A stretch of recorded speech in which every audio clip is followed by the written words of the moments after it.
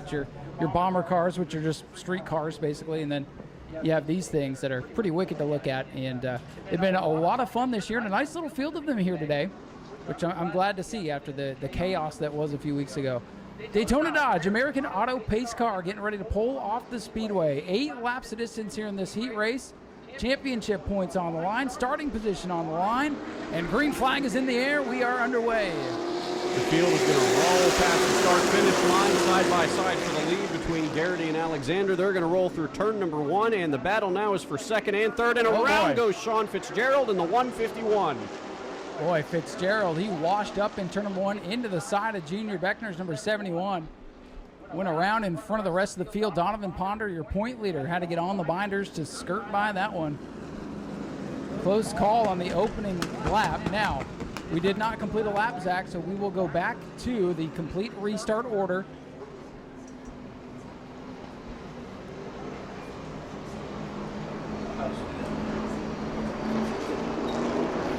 All right, we are ready to try this again.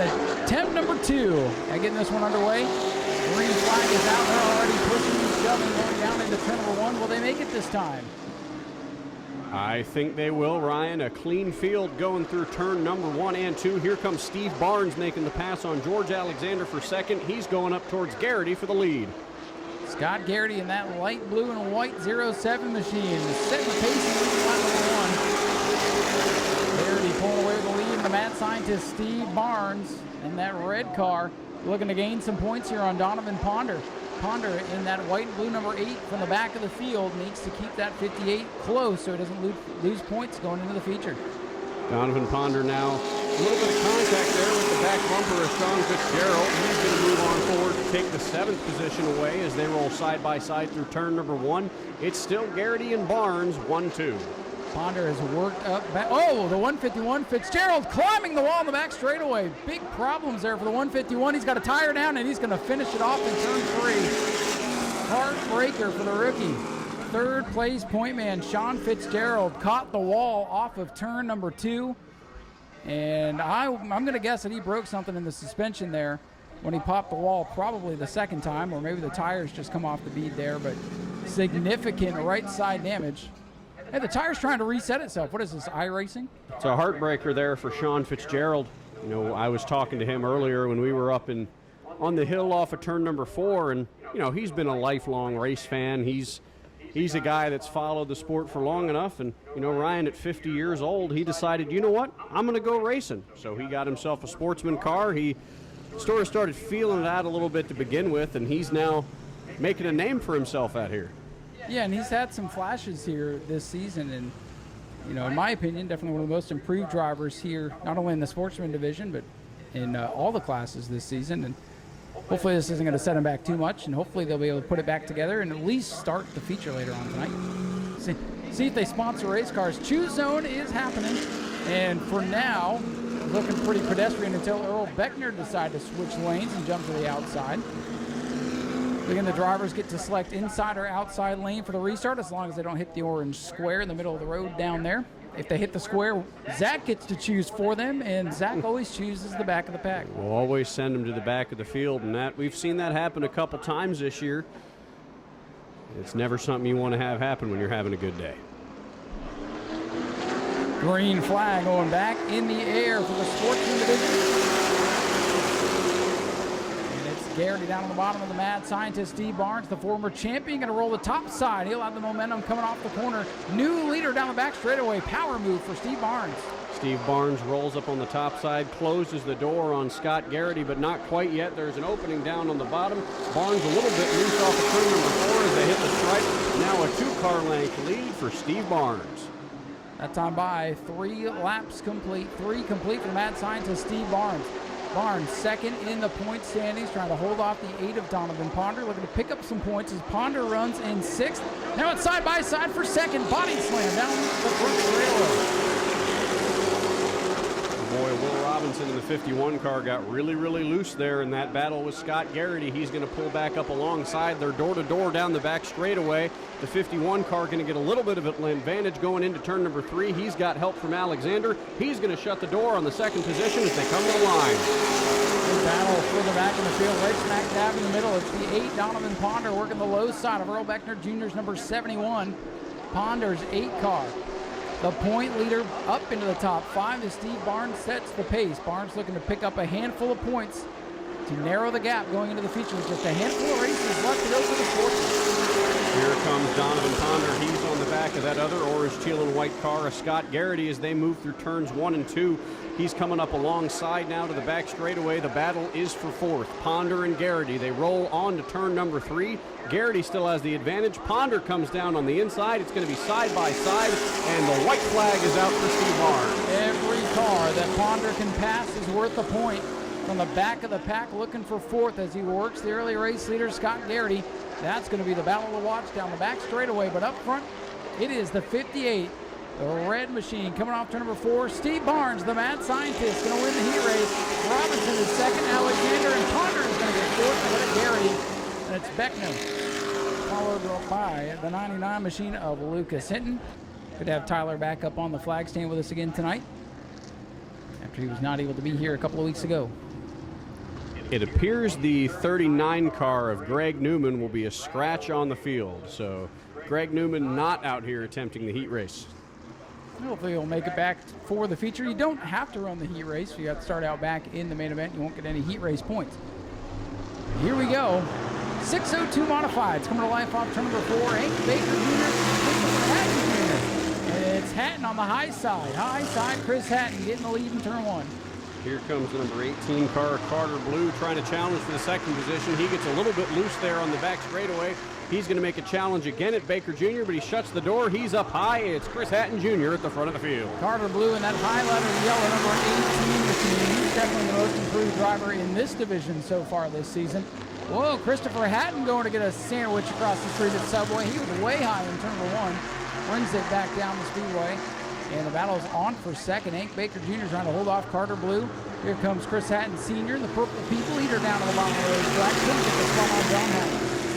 They're going to roll through 1 and 2, nose to tail from 1st to 5th. John Hatton all over the back bumper of Carter Blue's number 18 car as that field gets closer and closer together. Almost a 4-car battle now for second. Hatton hits the back of Blue. John Hatton, the second place point man, knocking on the door, trying to take over the 3rd spot from Carter Blue's number 18 machine. Now Hatton going to look to the inside. Boy, that 18 is twitchy through the center of the corner. Carter Blue going to fade back to the 4th spot. Hatton up 1. You can see the point leader ahead of him. John Hatton wants more in that silver 88 machine.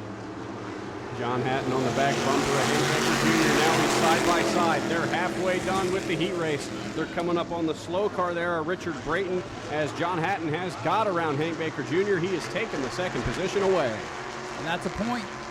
1 point to the good for the 88 of Hatton. That'll cut the lead unofficially down to 6 going to the main event if things end the way they are now. Carter Blue's number 18 starting to fade. Lap traffic now for the leaders. This could get dicey in the center of the corner. And Chris Hatton Sr. backs off. Wise move. Pay window not even close to sliding open for these guys.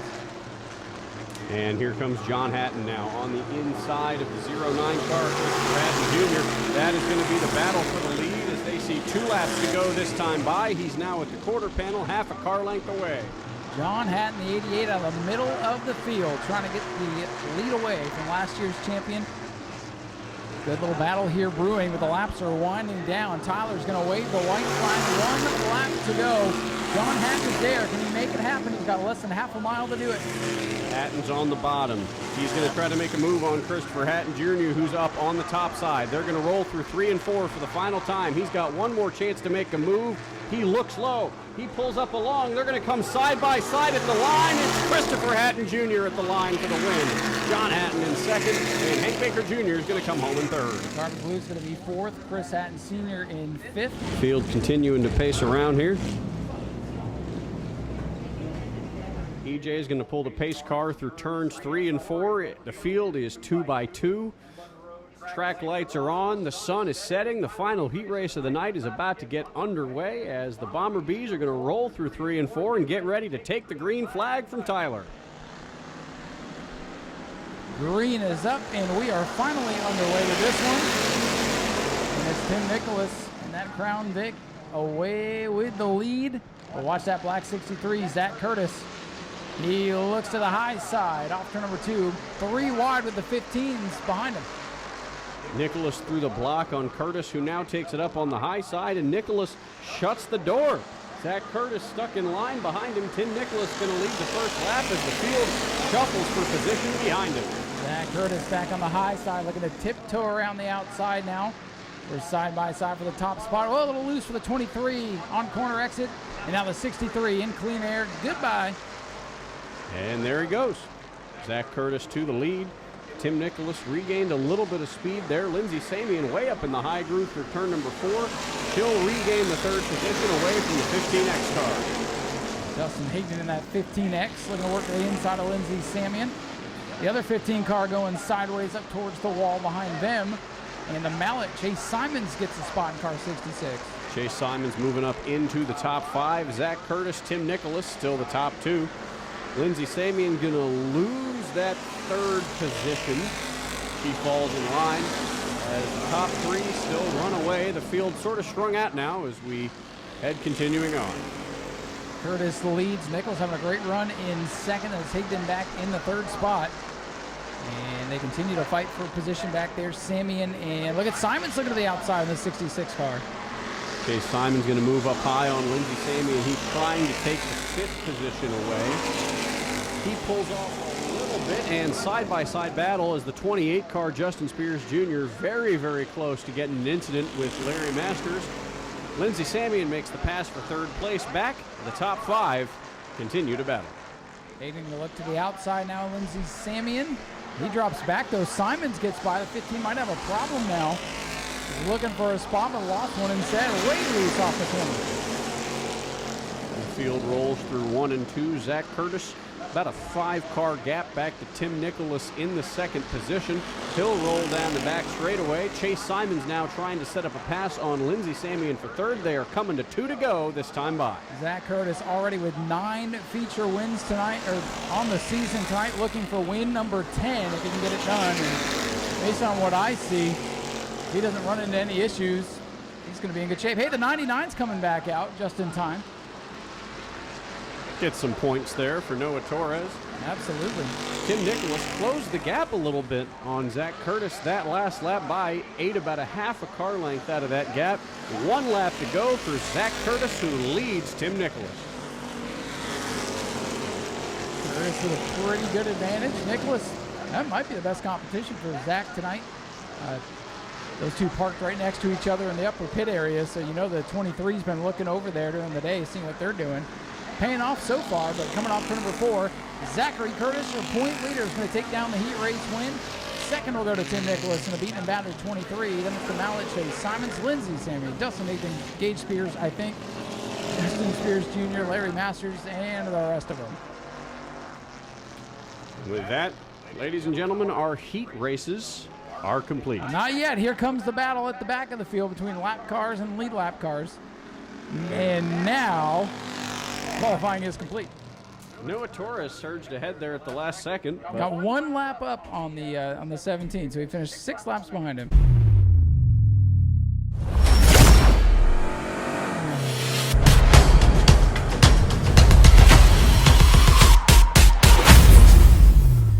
That car was able to get fired up. He'll tag onto the rear. And at least 9 cars to take the green flag. We'll see how long it lasts. All right, Zach, field sizing each other up one final time. The Daytona Dodge American Auto Pace car is set to leave the speedway. Young Brighton Horner with George Gorham to his outside. Race 1 of 2 on the evening, getting set to go green. Here they come. The double greens are up and we're underway. Green flag in the air for the David Rogers Super Late Models. Early jump to the lead is George Gorham Jr. He's going to roll through turns 1 and 2. Brad May in the 9 car hot on his tail as they roll down the back straightaway. Brighton Horner shuffled out of the lead almost immediately. Here comes the 17 car. That's Hudson Bolger up to the top side. The door gets shut by the 21 of Brighton Horner. George Gorham up at the front of the field, still holding steady for the lead. Here comes Brad May in the 9 car. He's going to challenge now on the inside, pulls back out on the back straightaway, but as they roll through the corner, he takes another dive down to the bottom. It's the 10 and the 9 at the front of the field. 3 laps in, and George Gorham keeping pace up front. Sparks coming out of the back, but Brad May not backing off the pursuit. He is maintaining his speed with Gorham. The battle is for third. It is the 17 of Bolger alongside the 21 of Horner. They're going to be side by side coming to the start-finish line this time by. Bolger is going to get the spot, but the 21 is not willing to give it up that easily.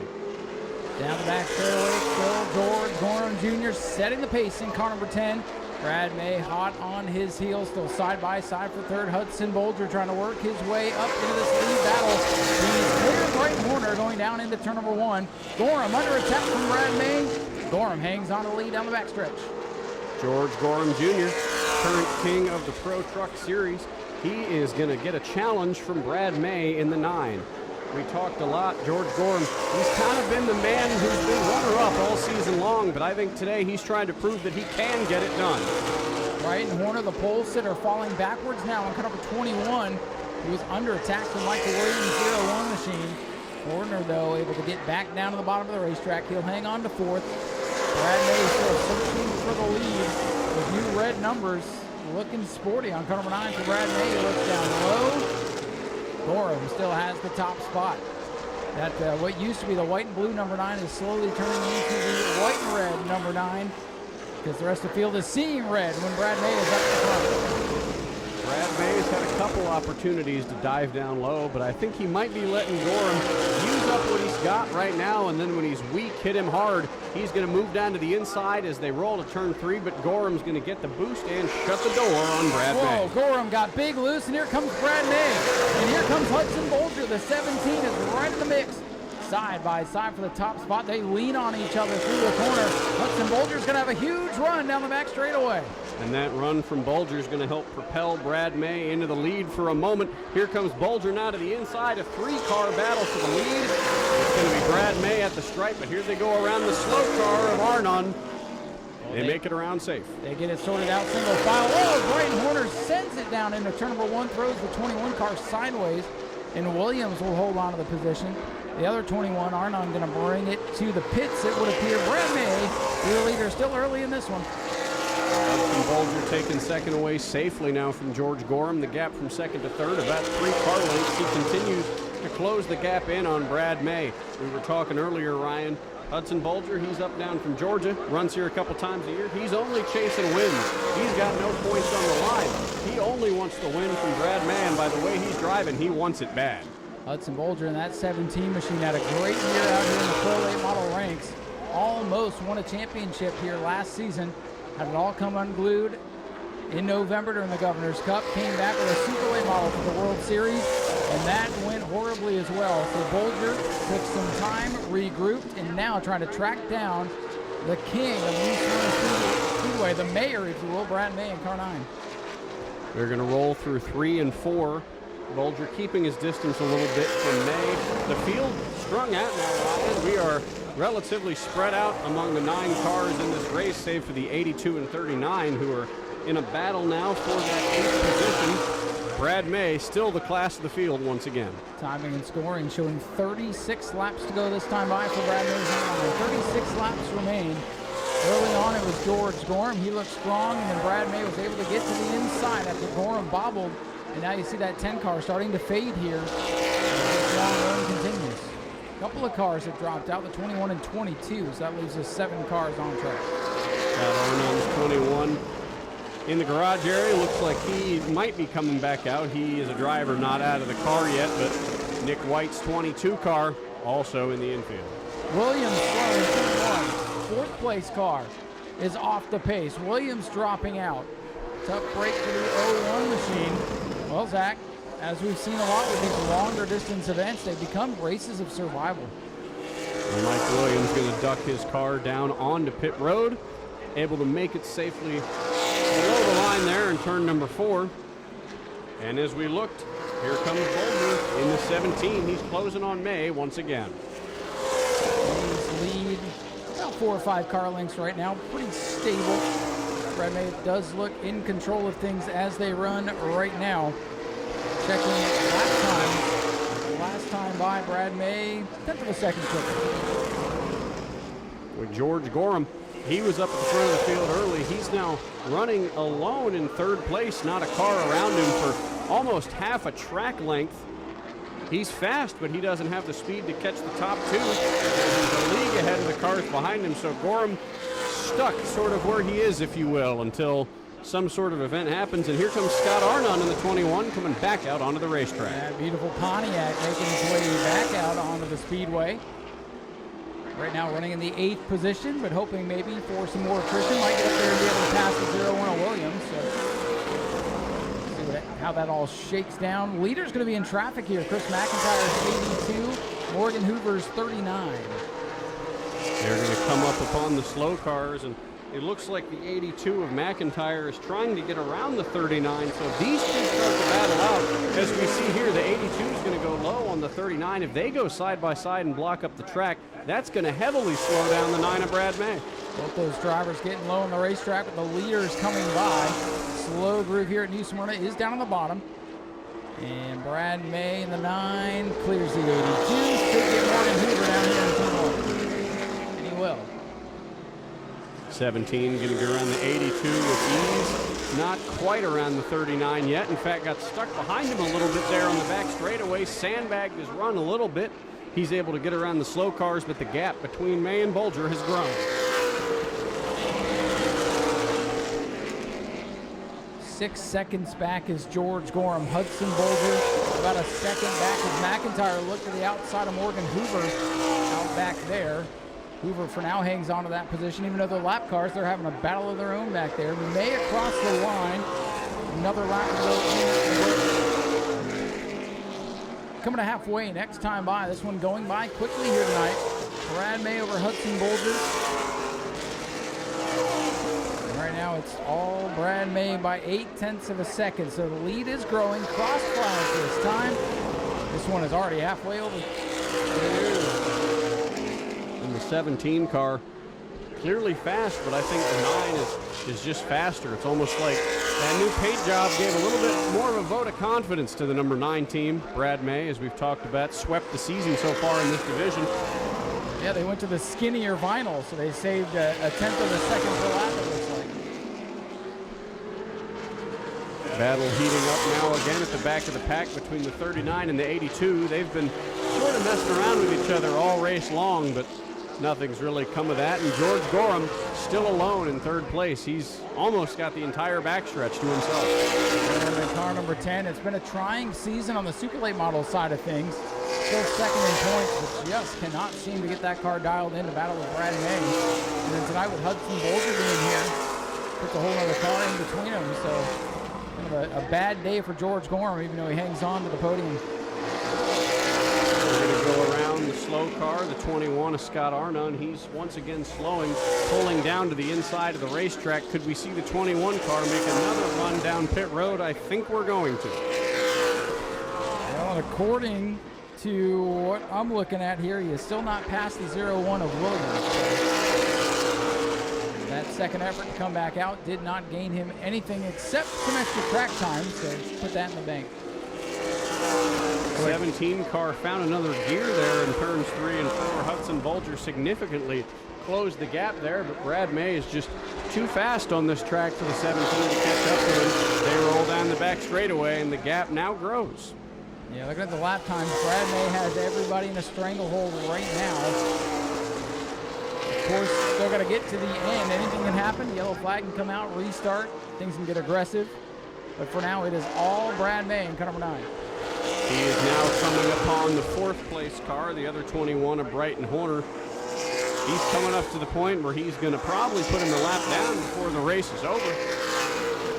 You know, if I'm George Gorham and I'm in 3rd place and I have Brad May behind me trying to lap me, I might give him a little bit of a hard time. I might not want him to go by me and, you know, get another win on the season to extend his points lead. Well, now Morgan Hoover's off the pace. There's another car by the wayside. And honestly, Zach, if I'm George Gorham, I'm just going to ride where I am and not heat up my tires. You got to use the same set of tires for race number 2. Let the other guys go out there, use up their stuff a little bit, and come back stronger in the second event. Right now, I don't see Gorham finishing any worse than 4. Here comes Brad May closing in on Brighton Horner. The gap was 3 car lengths a lap ago. Now it's down to 1. They roll through turn number 2. Horner going to keep it up high. May is going to look up higher. He's going to get around the 21 successfully. 4th place car.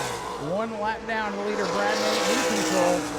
Boy, Hudson Bolger made a charge there just a few laps ago, Zach, but that charge is coming up fruitless now as that car begins to fade once again. Brad May in control all by himself. He might have enough time to get Gorham here. We'll find out this time by. It will be 14 laps to go. Brad May now rolling through turns 1 and 2. About a turn and a half to George Gorham before they catch him. I think they'll get there before the end of the race, but I think he's going to roll through 3 and 4 now with 1 car separating him and the 17, and think he might have a little bit of time to relax here. The laps will click away in a hurry, and the 82 is off the pace on the back straightaway. Who's going to be left to finish this one? McIntyre off the pace again. He's back in 5th. I don't think he's going to lose anything. McIntyre off, and that leaves only the fast 4. Got a 4-car race out here for the super late models now. We started with 9, we're down to 4, and these guys have to do another 50-lap feature later on tonight. So who's going to be left? I don't know. Some of these guys, we talked about using up your stuff too early. They might have come out here, got some points, and said, yeah, I'll turn the jets on in the second heat and sort of lay low during the first one. Gorham for now hanging on to the lead lap. Gorham in the 10. He is 3rd. Right behind him is the leader, Brad May. 2nd place, that black 17, Hudson Bolger. And the lap down is the 21 of Brighton Horner. It's 10 laps to go that time by after the signal from Tyler. Brad May closing in again on George Gorham. The gap was a turn and a half last time by. Now it's down to about 3.5 car lengths as they roll through turns 3 and 4. 9 laps to go for car number 9, Brad May. Well, now I think Brad May, he can kind of just ride there behind George Gorham. He doesn't have to use up his stuff. Brad May setting a torrid pace in this one.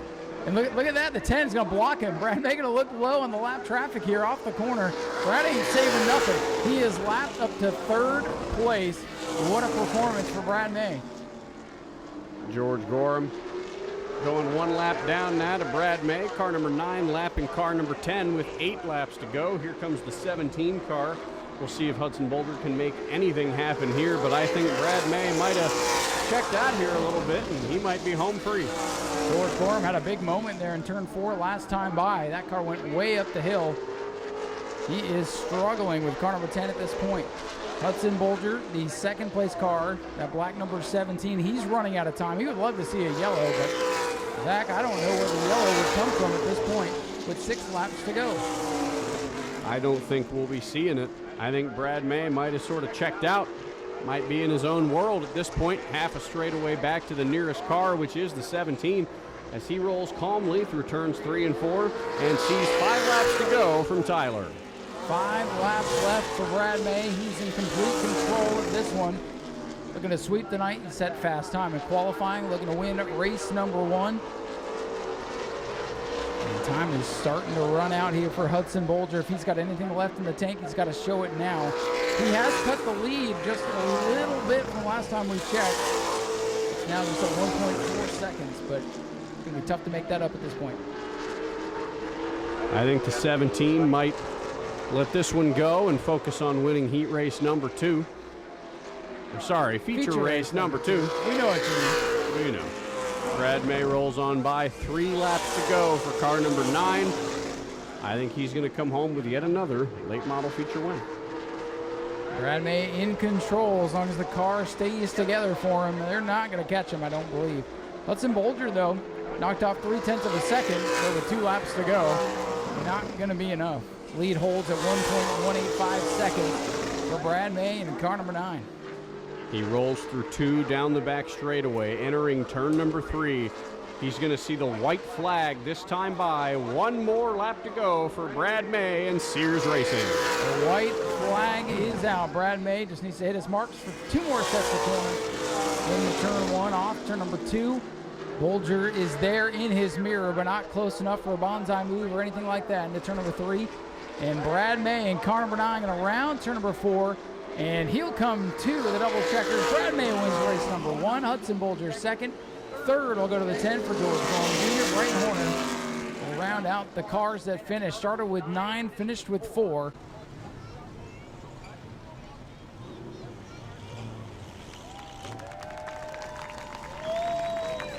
Our wireless microphone is not cooperating, so we're going to try to figure that out real quick. We'll also draw the 50-50 here. $281 will go to the winner. Let's get down here and find Brad. Well, Brad, sorry you had to wait for us there, but you did not wait for anybody to catch you here. Dominating performance. I think the secret was the new number decals that you guys threw on the side of this car. Yeah, change it up a little bit. I knew I needed to get into the lead as quick as I could and try to get away if I could. I knew Hudson would be right on us. I really know how much speed they've got and how good they are, and didn't know if I'd be able to run and get away from them and be able to hold it. So I just tried to get as far away as I could and ran it pretty hard. Might have ran it a little harder than I wanted to for the first race, but hopefully it'll have something for the second one. Well, we're going to set you back a little bit further. Do you think race number 2 will be who can get to the lead first? I think that'll be a big part of it. It's it's hard to pass when you get up on a car. The front car, does have a little advantage, but the car was really good. I'm happy with it. Hopefully we can work our way through the field, and if they do end up ahead of us, hopefully we can figure out a way to get by. Well, 50 laps is a long time, and you know your way around this place better than pretty much everybody out here. So I'm sure you'll have no problem getting up through the field, and it'll be fun for us to watch. Do you have anybody you'd like to thank for all the help to get here today? Yeah, definitely Bobby Sears, the Sears family, RK Edwards, American Auto and Tire, everybody that comes out and supports us, helps us, Nau Smyrna Speedway. Just really looking forward to another night racing, and glad it didn't rain out. Us too. We dealt with the weather for a little bit, but hey, we got at least race number 1. And do me a favor, reach in there, grab our winning 50-50 ticket, and we'll give away some money here in a little bit. Ladies and gentlemen, let's hear for Brad May, your winner of race number 1. And I'll turn it over to Zach, who's going to speak to Hudson Bolger, our runner-up.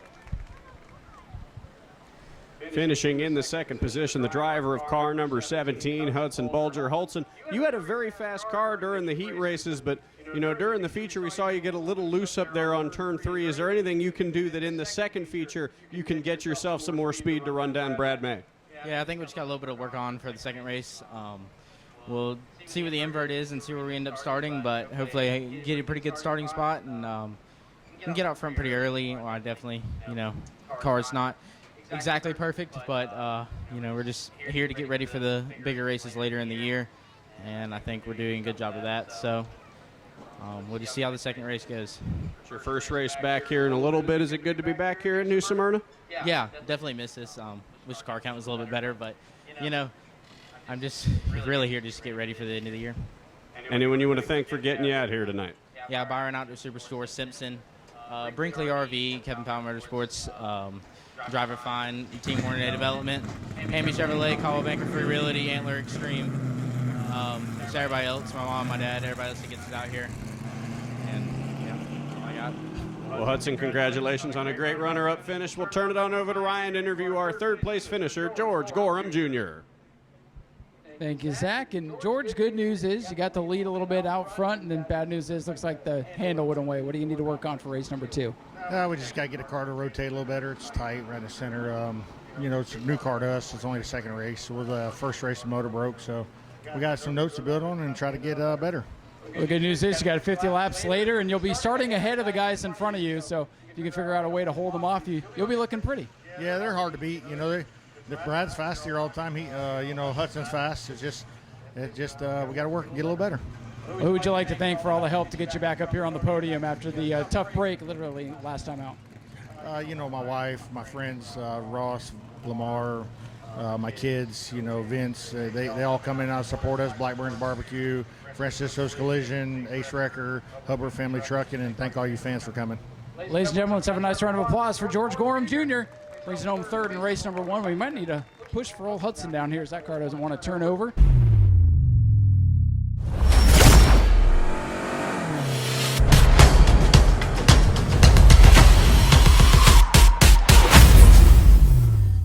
not 24, not 26, 25 laps here for the Sportsman tonight. Steve Barnes, the most recent winner, coming from the back. With Fitzgerald not being in the field, he actually does get to move up to the inside one row there, so it'll be the inside of Walters for the green. Garrity 07, Ponder in the 8. Here they come. Daytona Dodge American Auto pace car pulls off the speedway, and the Sportsmen are underway. And there goes Donovan Ponder getting that big jump to the outside line like we talked about. He's going to pull down in front of Garrity. He's going to get the lead real early, and Steve Barnes moves from 9th up to 6th in 2 corners, and the 112 is slow and almost around on the backstretch. Something popped or came up off that race car, and he is going to nurse that thing into the hole in the back straightaway, so we will stay green.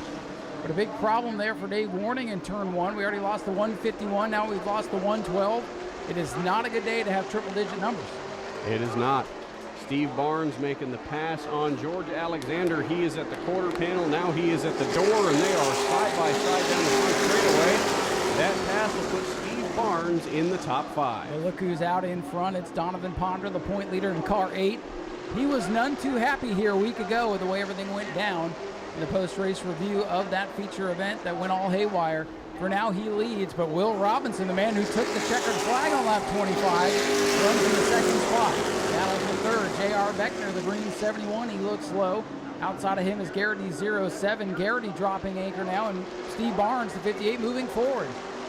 Beckner and Barnes seem to be the fastest cars on the track right now, the way they've moved up through the field. Scott Garrity falling back a little bit, wiggling a little bit there from Barnes on the inside as he's door-to-door with the 07 car, but Donovan Ponder, a couple car lengths lead over Will Robinson. Donovan Ponder leading the way. Robinson about 3 car lengths back in closing. The 51 looks like one of the quicker cars on the racetrack. Beckner a ways back in the third spot as things settle down. Kind of a wild start to this one. Things beginning to calm as the groove settles in. Donovan Ponder and Will Robinson about half a straightaway back is Beckner and Barnes. They roll through 3 and 4. Garrity and Alexander making a little bit of a push to close the gap, but the field strung out single file all the way back. Donovan Ponder is the man at the front. Ponder's lead beginning to shrink just a little bit. It's down to half a second. Will Robinson in the 51, just a skosh quicker last time by. Ponder, the point leader. Robinson trying to get back to victory lane where he thought he had won a week ago. Now he's got to be the point leader to get done here tonight. Will Robinson a little bit loose there at the entrance of turn number 1, able to save it. The gap to Ponder about the same. Closest battle on the track is about to be for 5th position. George Alexander closes in on Scott Garrity with each passing lap. Now he's looking to the inside, and Garrity shuts the door in turn number 4. And Alexander going to do battle here for the 5th position. Alexander looking low on the racetrack. Good to see George back in action after braking in practice a couple of weeks ago. Back up front, still half a second between the leaders. Ponder's lead has begun to stabilize here just a little bit. But if you remember a couple of weeks ago, Zach, late race caution really changed the game. So it could be in store for another shootout to the finish.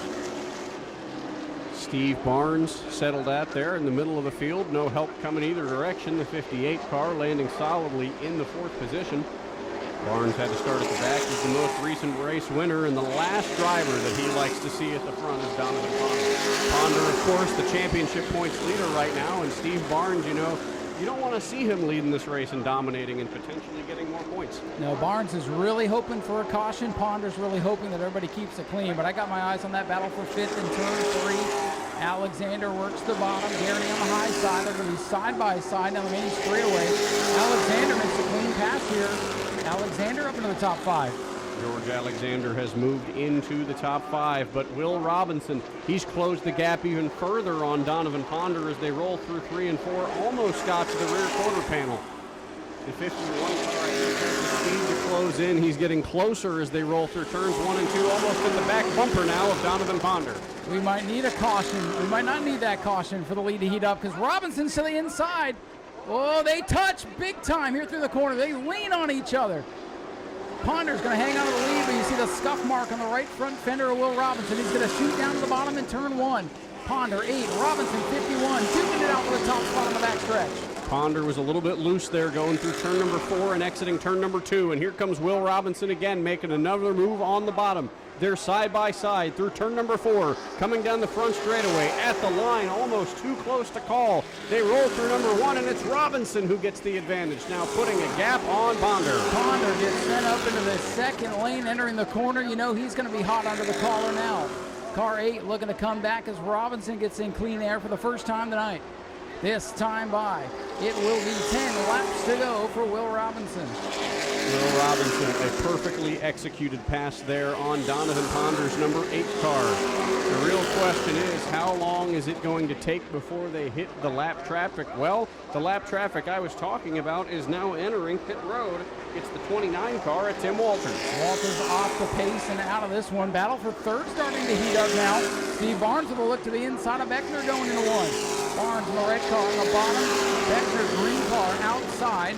And Beckner's going to hold off the challenge for now. Barnes would love to get by Earl Beckner. 2 points of position here in the main event. For now, Ponder's got a couple of points on him. He'll earn back what he lost if they finish this way. Steve Barnes touches the back of the 71. They roll through turn number 1, side by side. The 71 still got the advantage, but Beckner looks up high. Barnes goes low. Down the back straightaway, it's a drag race between the 2 cars. Barnes has the advantage as they move into 3. 2 veterans duking it out for the final spot on the podium, and for now it's the mad scientist, Steve Barnes. Barnes, I think, has one of the fastest cars out here, but he needs a yellow flag to get back in the mix. Laps are winding down, and I don't think he's got enough mustard left to catch the leader. Will Robinson's coming off of corner number 4. Barnes is in turn 3. I think right now what Steve Barnes is most focused on is passing the second place car at Donovan Ponder. I think if he can keep that points battle close between the 2 of them, and he's eating into that gap a little bit, that's getting a little bit smaller of a gap, but Will Robinson, the 51 car, is pulling away almost 10 full car lengths back to the 8 on the straightaways. They see 5 to go from Tyler. 5 to go without a caution. I think this one's pretty much settled, but we saw a late race caution cause chaos here a couple of weeks ago with the Sportsman division. So let's see what's going to happen. The battle heating up for the 6th position now between the 99 machine of Lucas Hinton and the 07 of Scott Garrity. That could be the only recipe for disaster at this point for Robinson.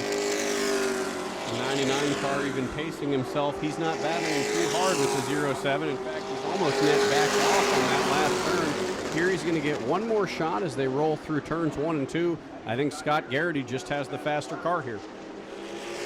Garrity still getting pressure though. Another lap complete. Actually, here comes the 99. Look at the inside of Garrity in turn 3.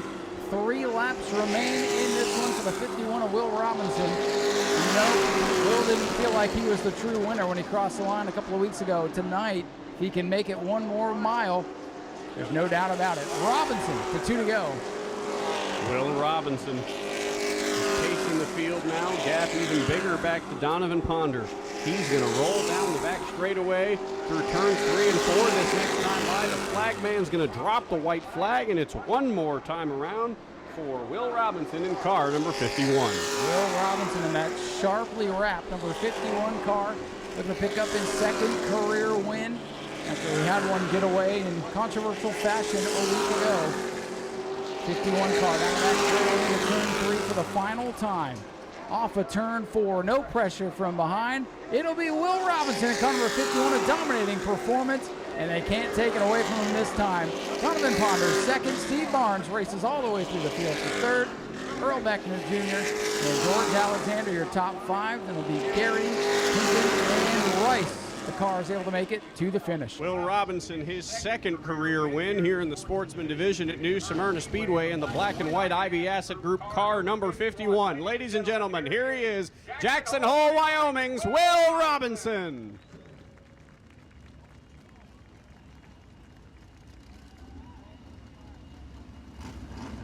Will Robinson, a fantastic performance there. A great battle between yourself and Donovan Ponder. What was your thought when you were making that move on Donovan there in turns 3 and 4? It looked like you got a little bit loose. You capitalized on it. How did you make that pass? I just really wanted it, and I went for it. And I knew if he was loose and I wasn't, I was probably going to be faster than him in the next corner. So that was the thought. Hugo, it was a great run for you and the team. Second career win here at New Smyrna. Is there anyone you want to thank for helping get you here tonight? Oh my gosh, the Green family especially, working with Chad Pierce Motorsports. I mean, all of them, that group is probably the most incredible group I could be running these cars with in any late model around Florida. So I'm just super thankful to be doing that. I want to thank my family. You know, they give me the opportunity, believe me enough to let me do this. So I just, you know, can't thank enough people. That was an awesome race, man. It was an awesome race. Yeah. Next time you run me up in one. Hey, I'll put you into the fucking wall if you do that. Sorry, I said that on camera, but yeah.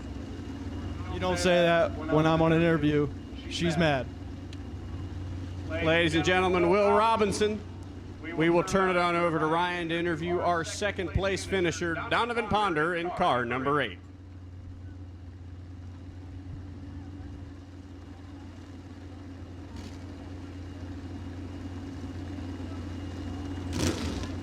All right, catching up with our second place finisher. Well, Donovan, he said he wanted it. He drove up there and kind of took it away from you. What's your stance on the pass for the lead there? Pass going into 3, I did chop him a little bit. But going off into 1, we were door to door, and he went straight to the next groove. Didn't even give me an option to get into a race line. So if that's the way he wants to do it, we'll make sure next time around I'll do it to him too. Except for I'll finish the job because he'll probably stay in because he don't know. Well, you are fired up after the last couple of weeks. Things have not gone your way, but the good news is after the heat race, you lost a couple points. I think you gained back what you lost here in the feature. So you've got a comfortable lead going into the final couple of races. Yeah, as far as I know, it's only one more race. Yeah, if New Smyrna would have done their job at the last race and not listened to the 51 and the 58, outcome would be a lot different on points. I'm just going to make it clear, I'm not here for points. I'm here to support the track. They need cars. They want cars to show up. I'm going to show up whether they make the right call or not, and they know who they are, and they know they need to make it right. I'm going to say from the words of my buddy Steve Barnes, they need to make it right.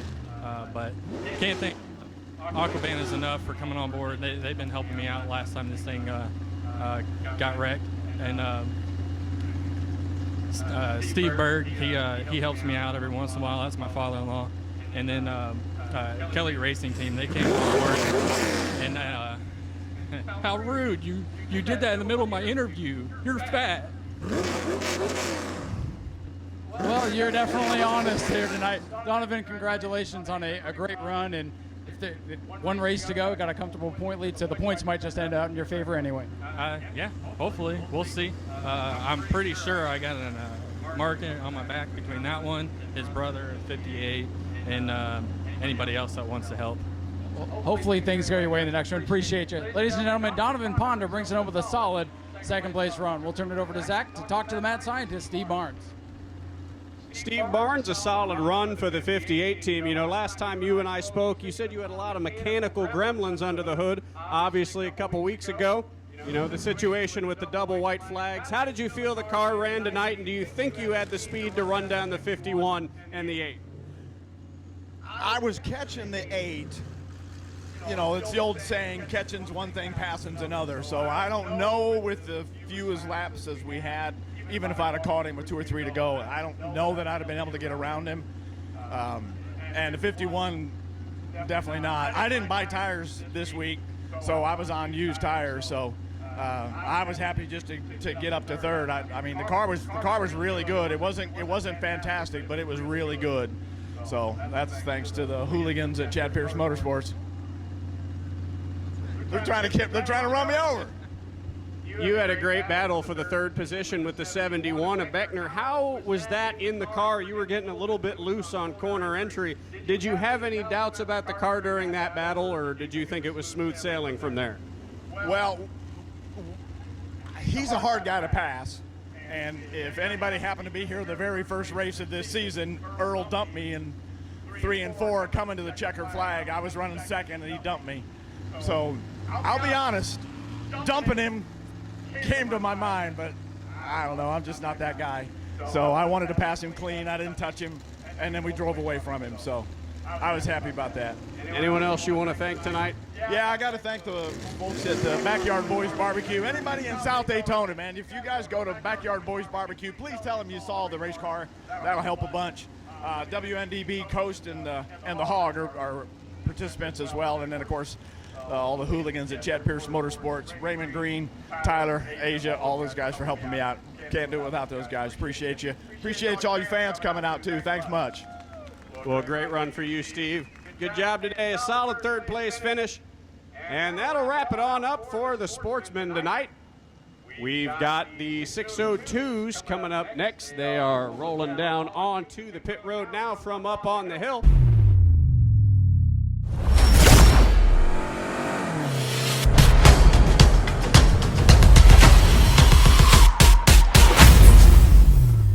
Honestly, Zach, the fast cars from the heat race are all going to be stacked together here for this main event. And let's see what's going to happen here. Well, you see those other two cars sitting there in the infield. So they came out but had some issues during the pace laps. Lights are down on the pace car, and we are set to go 20 laps here for the 602s. They stack up and a lot of bumper tag. Carter Blue does a good job to hang on to it. Look at the scramble as they charge down into turn number 1. Hank Baker on the outside, Carter Blue, the yellow car, fighting back but getting loose on the bottom.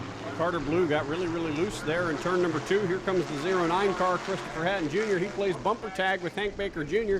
It's a 3-car battle for the lead. Here comes John Hatton and Chris Hatton Sr. making a move on the bottom. On a tight reaction there, middle of the field. Hank Baker Jr., though, the point leader. He is scooting away with the lead. Carter Blue, whoa, the 88's got a problem. Second place point man, John Hatton, big problem off turn number 2. Battle for the lead in turn 3. They touch. They save it. This is wild stuff right now to the 602s. It was 3 wide very briefly down the front straightaway. Hank Baker Jr., the main benefactor, he gets to keep the lead. And it'll be the 88 car very slow down the front straightaway at John Hatton, almost at a walking pace. And that will draw the caution flag. Yellow flag. Yellow flag here for the 88 as the field comes by. He easily could have pulled onto pit lane, but a problem with the 88. He stalls here on the front straightaway.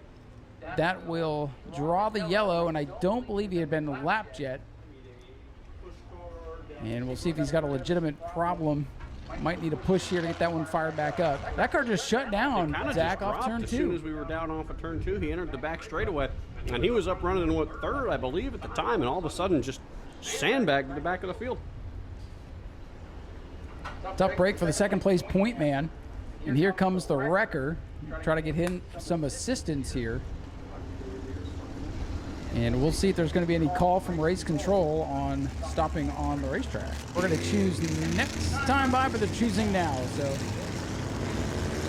well, I guess we're just going to go ahead and go with it. Lights are down on the pace car. Let's go back to racing. Let's do it. It'll be the Hattons, Chris Sr. and Chris Jr. on the inside line, starting in first and third. Baker will be on the outside in the second position. Carter Blue behind him. John Hatton, as we said, had to serve that penalty after a believed intentional bringing out the caution. And real quick, just got an update. William Byrne from Deltona did claim the $281 50-50 raffle. We are set to go back racing here for the 602 modifieds. They hit the gas. Green is in the air. And Chris Hatton Sr., the book leader, he's got the lead as they go into turn 1. Chris Hatton Sr. rolls through 1 and 2. He's gapping the field now. Here comes Hank Baker up on the top side, but the bottom side is Hatton Jr. He'll storm past the 2-car into the second position, but not so fast for Baker. He's not giving up that position that easily. Senior with the lead. Junior trying to take second away from the point leader, Hank Baker Jr. So Senior leading, a pair of juniors battling for the runner-up position. And here comes Hatton back into the mix, but remember, 2 laps down because he got that penalty. Carter Blue going to look to the outside of John Hatton. As we said, he is 2 laps down, so Blue will be in fourth regardless of whether or not. But up at the front, it's Chris Hatton Sr. He's putting a little bit of a gap there on his son, about 3 car lengths. 88 shut down again off turn 2. Sorry to cut you off, Zach, but definitely an ailment. Car number 88, he should have brought it to pit road during that yellow flag, perhaps. And he is now slowed on the back straightaway. We'll see if he'll duck down into pit road. It looks like he will. He's going to pull that car down to the apron of the racetrack, and the 88 is headed to pit road. 88 cars should hopefully bring it to pit road this time, and that 2-lap penalty will come out in the wash now. Tough break for the runner-up in points. Good break for the point leader. Hank Baker Jr. had the lead, but that car has been sluggish on restart all season long. And for now, he runs in third, but going to pick up points on that 88 car regardless at this point. Your leader, Chris Hatton Sr., ahead of his son, Chris Hatton Jr. Then Hank Baker Jr. rides third, Carter Blue, and the 39 Newman rounded out the top 5.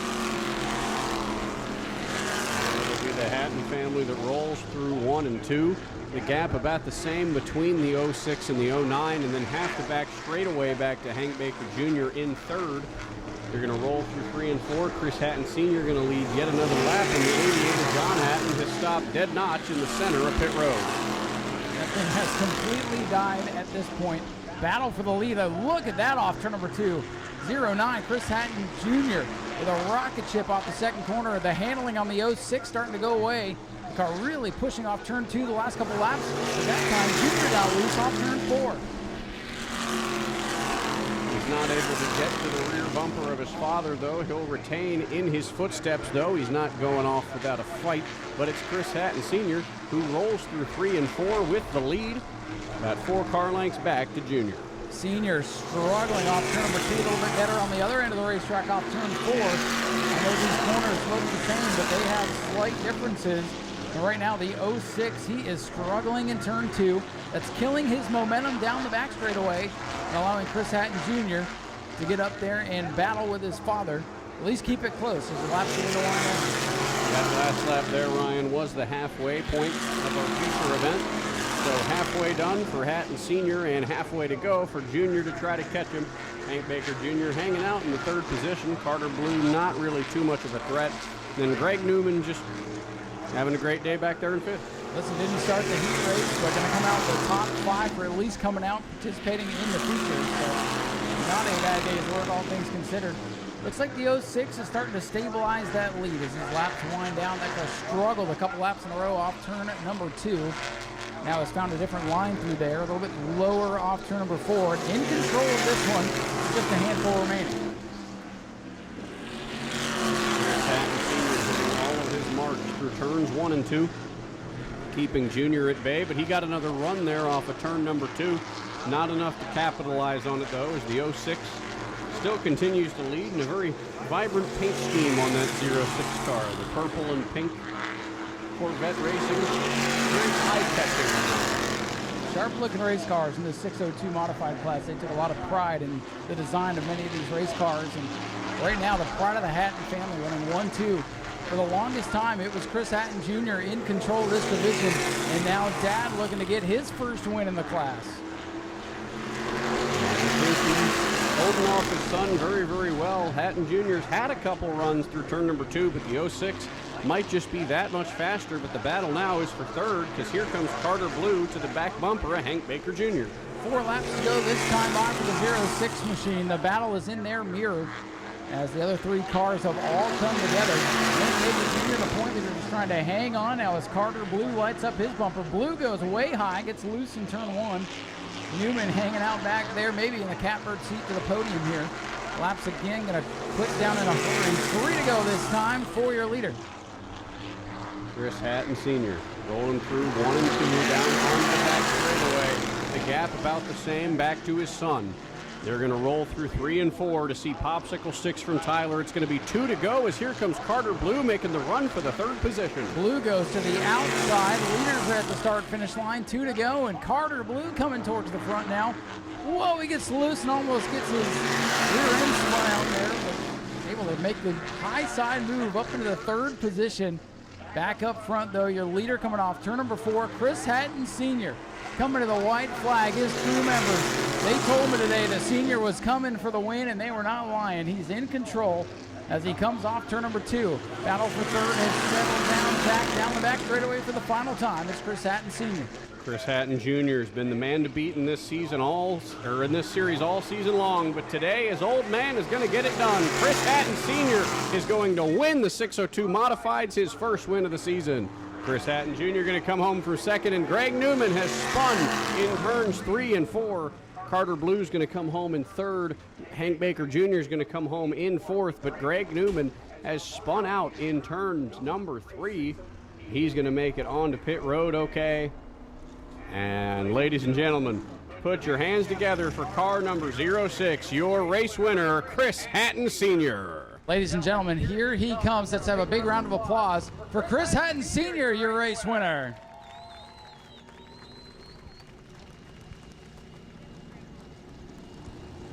Beautiful purple Corvette machine with a matching fire suit as the driver makes his way over here. Oh, Chris Hatton Sr., this has been a long time coming. Boy, you got this purple car out here. You got it tuned up and so close the last couple of weeks. And tonight you get the first win, and you held off your son to do it. That's got to feel special. Yeah, I just drive it. The guys do all the work, and I'm really appreciative for Tom Torano, Christopher, Jason. I got a new spotter who's outstanding and just tells me everything that I need to know without even me asking. It looked like turn number 2 is giving you some trouble there about halfway through the race. Did the car start to have some handling issues there as the laps were winding down? No, I think it's just an overexcited driver. Well, that would make sense, but you held your composure and you get here to victory lane tonight. Do you have anybody else you want to thank for all the work? I mean, you guys have been working your tails off on this car, on this whole division. Yeah, just like I said, my spotter, Jason, Christopher, Scoot, my wife, everybody. It's a team effort. Ladies and gentlemen, let's have a big round of applause for your winner tonight, Chris Hatton Sr. in car 06. We'll throw it over to Zach to go talk to Chris Hatton Jr. Chris Hatton Jr., a second place finish.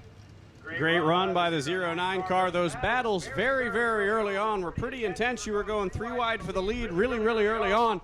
The 06 car just kind of gapped you.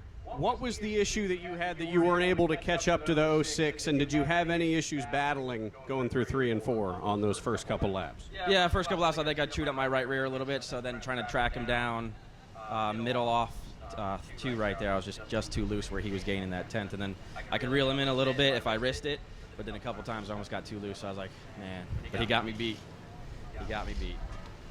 I was going to say, if there's anyone that you would want to finish second to, it would be your dad. You know, you finished last season track champion here in this division.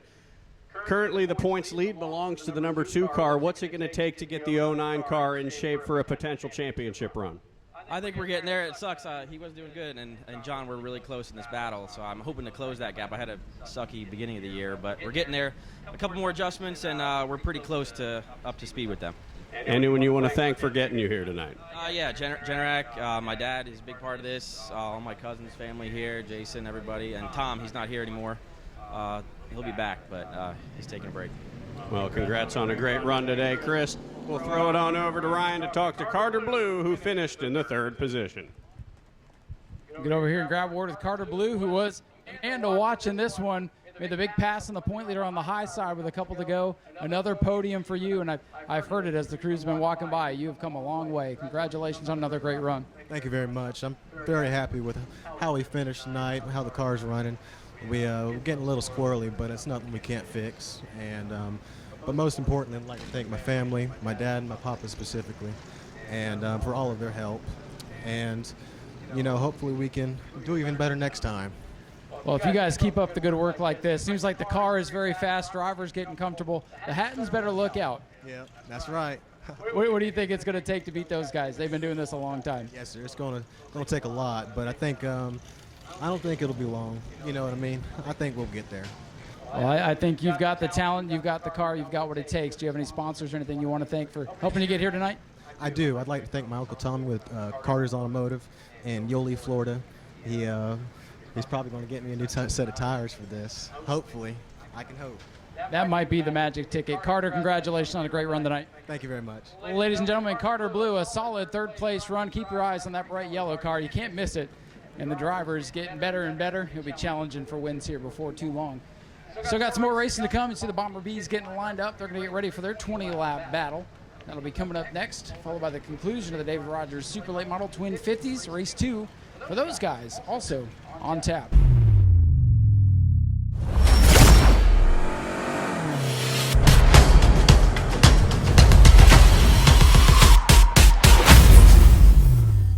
might be the only way they beat him here tonight. They got to literally build a car wall and have Zach drive through him.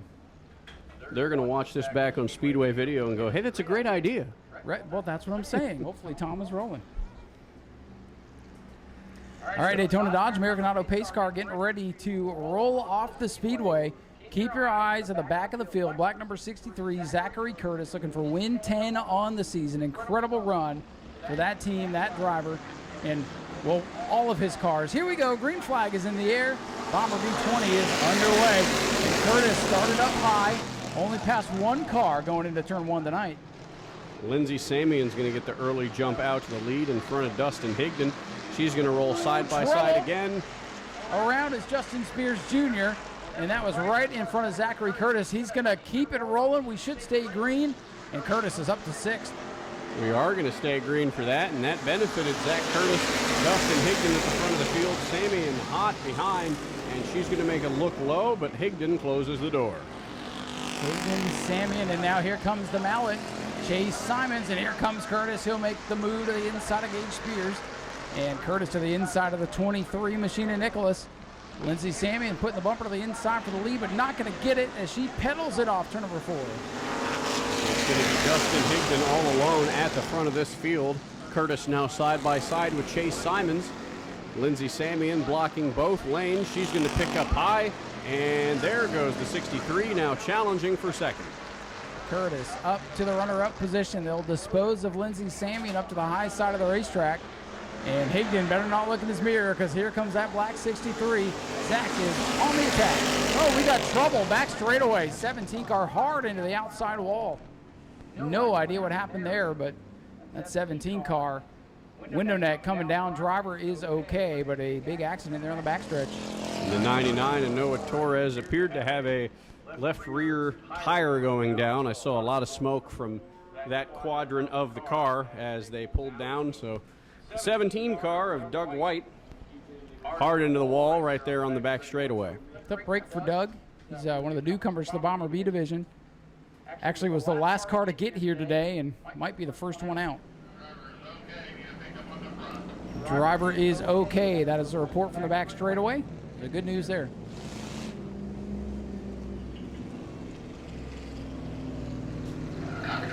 So Wrecker will come pick up what's left of the number 17 machine. So that'll put us under yellow here. Just a couple of circuits into this one, and we'll see a restart now with Dustin Higdon up against the 63 of Zach Curtis, two veterans of this style of stock car racing. In these Bomber B machines are stock automobiles, a lot of Crown Vics. Basically, Zach and these guys, they go to the auctions, they pick up these cars, bust out the windows, tune them up, and go racing. That's the idea of the Bomber B division, give you a place to start if you're looking to get into racing. This is a great class to try. We have 2 iterations of the Bombers. Our last family fun night, and a buddy of mine, Matt, who came down to watch the races, he took your spot up here, and he had the crash of the night down there during the spectator races. So you just never know what's going to happen during spectator racing. Poor Matt, our good friend from the Auburndale Speedway, he came out to watch, and I put him to work and then tried to knock him off the wall over there. So just be careful, Zach, if you go down there. Spectator races are always entertaining for us here on Family Fun Night. We've seen a lot of interesting things out here. We've seen a couple of Mustangs get pretty beat up here over the years. Yes, so. if you go to Speedway Video, our track videographer's page on YouTube. It is the most viewed video. It is the most viewed. I think it gets like 1,000 views a day at this point. But if you ever want to see a Mustang go into the wall and do Mustang things, the most viral one of all happened right here. And as I say that, everybody was like, ooh, I want to do that. And then they're all like, no, just don't bring a Mustang and you'll be fine. Oh, we got the 17. Looks like we switched from Bishops to Inferno. We got the 17 hooked up here. And that should mean we're ready to go here in just a minute. Trying to win one for Mom tonight. Choose zone is open. And Dustin Higdon goes to the outside. That'll put Zach Curtis on the bottom. This could be interesting. Zach Curtis makes a lot of his moves here on the bottom. I'm kind of a bit surprised that the 15 took the high side there, but he might have a plan, and who am I to stop him? All right, just hearing from timing and scoring. 3 laps complete, 17 to go, and Zach has gone from last to second already. We've also lost 2 cars in that time. Been a war of attrition here tonight, no doubt about it. And here we go, looking to get back to green flag racing. And green flag back out. Who's going to get the advantage? Watch the 15 or 63. For now, it's Higdon as they shoot down into one. They're going to roll through turn number 1. Curtis is going to get up side by side. Now he's going to make the pass on Higdon. Hasn't cleared him yet, and there he goes. Zach Curtis in the lead. Dustin Higdon second. Chase Simons is now going to look low to make the pass on Higdon, and Simons looks like this time by he'll take second away. Good to see Chase Simons running back up at the front, car number 66. Opening night, this car was involved in a savage wreck in turn number 3 in the heat races. They put that car back together, and he's rolling for the second spot. But meanwhile, what everybody did not want to see as far as the competition goes, Zach Curtis out in front looking for win number 10 on the season. That would be a class record. Oh, Lindsey Samian throws it sideways right in front of the 15 of Gage Spears. That could have been big. That could have been pretty bad for the 04 team. Samian's going to keep it steady, and the 63 is Zach Curtis's lead is just going to continue to grow. Chase Simons, as you said, he got in that awful accident. That was my first ever day here at New Smyrna was watching that. So it's good to see Chase Simons back out here running Bomber Bees again. And he's had a great season with the Super Stock. He's kind of bounced around between Super Stocks and Bomber Bees this season, just having a good old time. And the Mallet, son of Jerry Simons, of course, one of the standouts in the modified series. 23 car sideways and off the pace for a moment, gathers it back up. Zach Curtis leads going into turn number 3. Simons is second, Higdon is third. So 3 names synonymous with the New Smyrna Speedway, running 1, 2, 3 right now. Zach Curtis is going to roll with the lead for turns 1 and 2. No real changes for position throughout the field. So on back-to-back laps, we saw the 23 and the 04 both get loose. Tim Nicholas was in turn number 2, Samian on the front straightaway. And the field is fanning out now. The 23 car really struggling. Tim Nicholas looked great in the heat race. Maybe they made the wrong adjustments going into the main event. That car is dangerously all over the place through the corners right now. Tim, a wheelman himself, hanging on to that thing. If he's able to keep it under his own power. Whoa, Lindsey's side. There might be something on the racetrack there off turn number 2. The 23 and 04. If so, the 23 and 04 are finding it. Zach Curtis is not finding it. He's all alone up there. Oh, there we go. 28 found something to go around with. Watch the water bear. Oh, that's all right. It's fine. Uh-oh. That's not a good place to sit. The yellow flag is out. Draw the caution.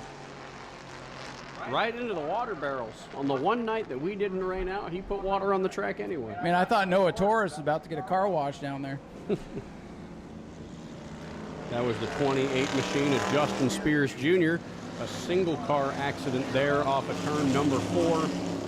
He spins into the barrels on pit road and draws out the caution. Just the 23 and 04 getting sideways, but looks like Dustin Higgins made contact with the wall. So maybe that's what's hindering that machine.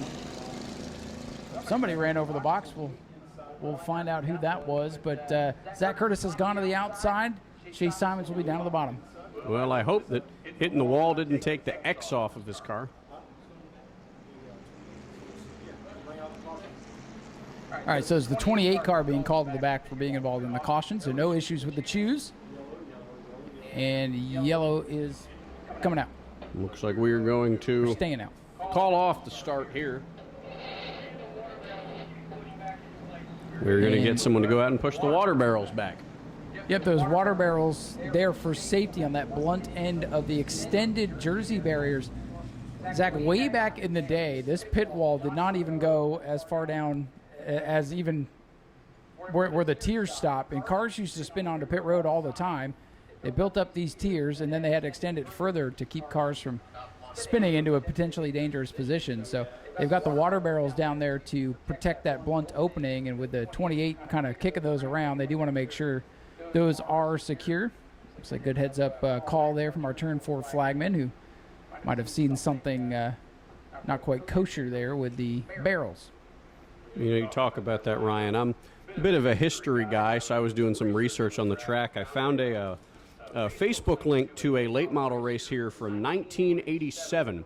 And as a matter of fact, you are correct. It was the pit wall that stopped right there by where that 3-tiered layer first initially ends. And in that race, there was someone that did almost spin onto pit road. And I remember on the back straightaway, I don't even know if there was a wall back there, because I think people used to spin into the infield back there all the time too.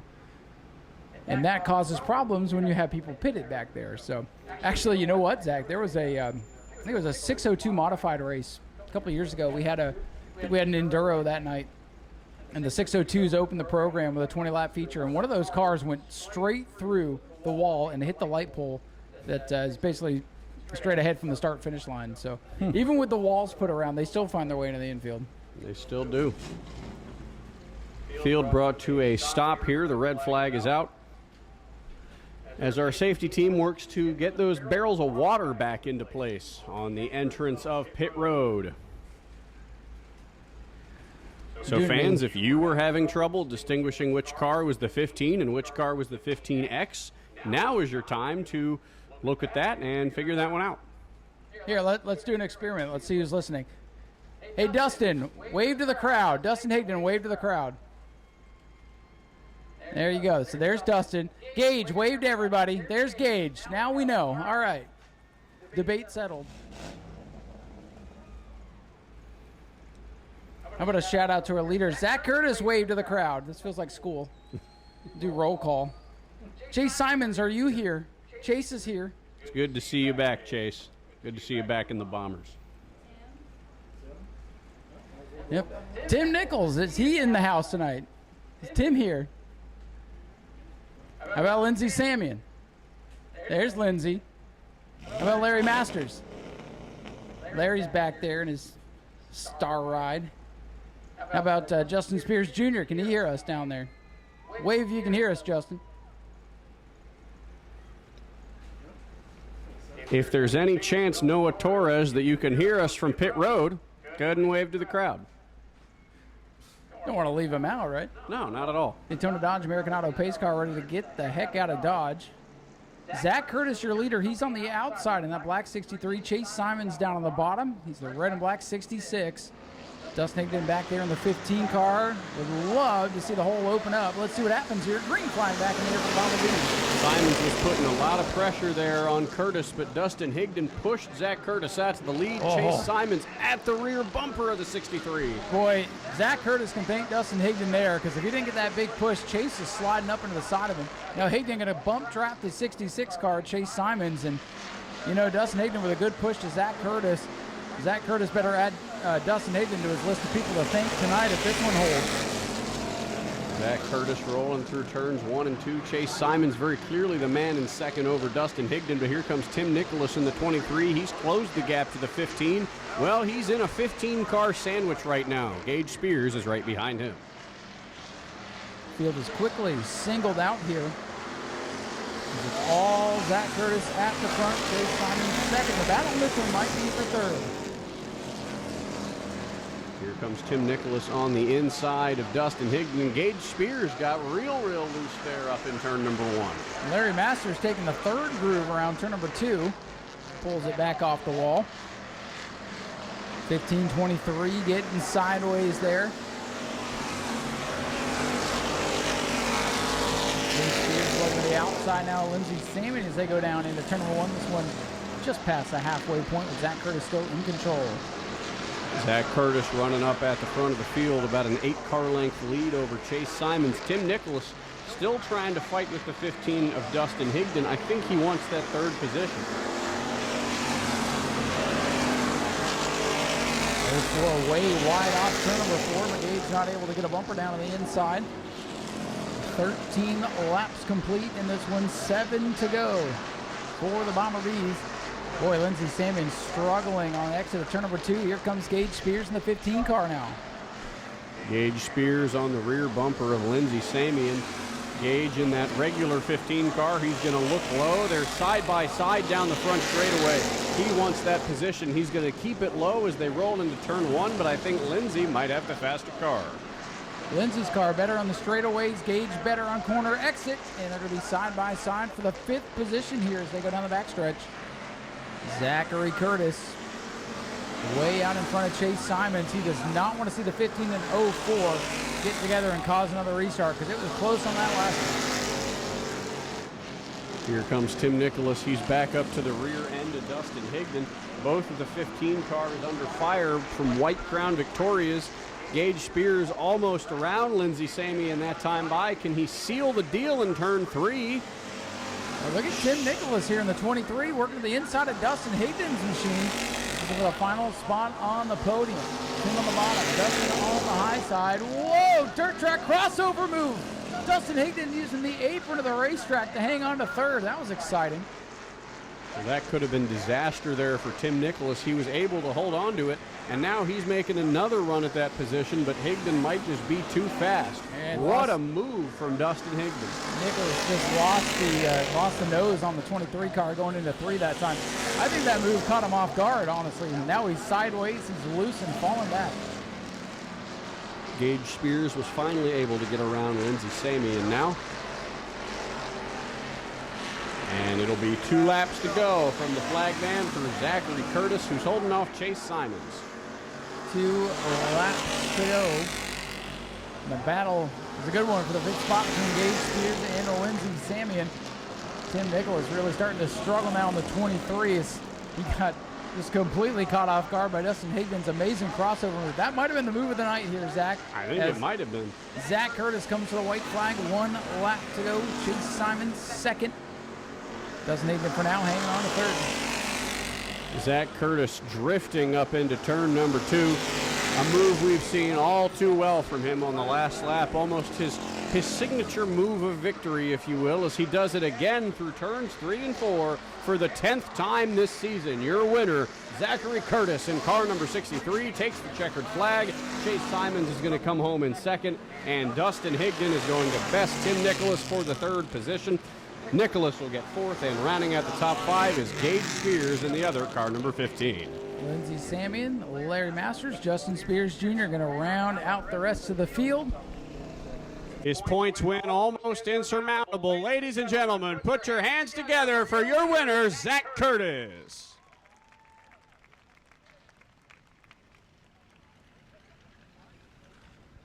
And Zach, you did it again.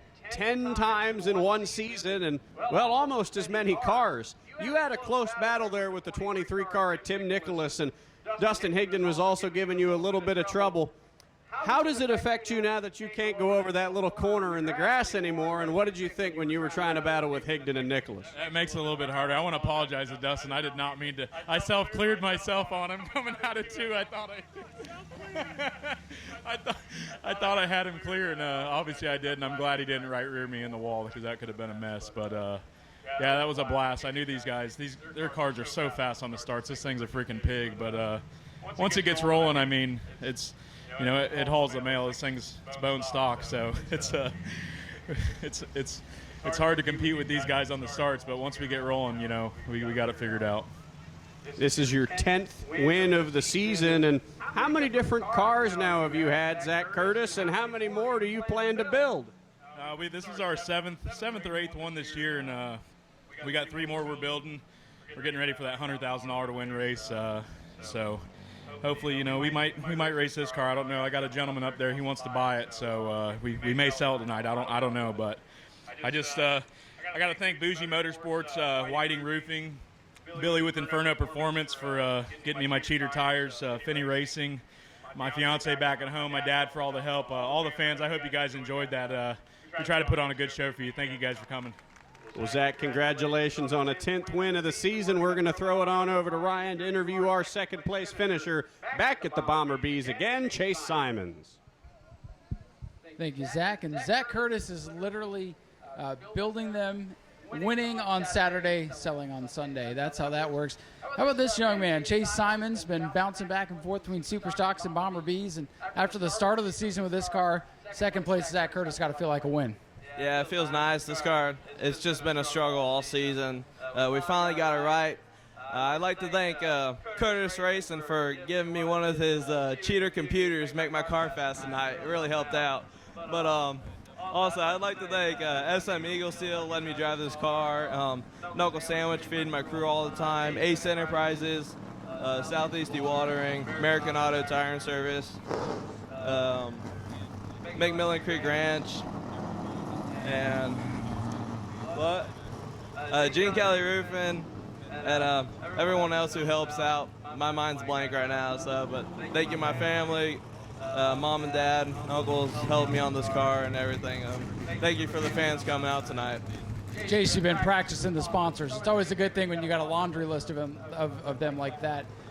Maybe next time, Zach, since you gave the cheater computer, he can give you some of those cheater tires too, and maybe that's all you'll need. Yep, that's it. All right, we'll see what happens on the next one. Chase Simons with a great rebound tonight, brings it home in the second spot. We'll throw it back to Zach here, who's going to go talk to our third place finisher. Now back in third place with a brand new car, brand new paint job, new number. Dustin Higdon brings it home in third place. You had a lot of speed there on restarts. You had a lot of ability to hold off Curtis for a little bit. What's it going to take to get the car over the edge to hold him off on the long runs? I mean, the car's just not been right in 2 weeks. Unfortunately, this week we lost my mom on Monday, and these guys, they got the car together and they helped us come out here. This one's for her, but we'll get it back right and we'll be back. Dustin, you've done a great job here in the division this year. Round of applause there for Dustin Higdon. And, you know, you were talking earlier especially about how you just need to get that to close the gap. Is there anyone else you want to thank for getting you out here today? Yeah, I got to thank Spears and Rick and B and everyone that helps me on the car. Frank and Holly, they make sure I got everything I need every single week with Bougie Motorsports. Tom with Speedway Video, everybody. So, well, congratulations on a great run, Dustin Higdon. Great podium finish there as the Super Late Models, the David Rogers Super Late Model Series is heading back out to close out the night with yet another 50-lap feature. So fans, do not go anywhere. We've got one more race for you tonight, and it's a big one with the Super Late Models.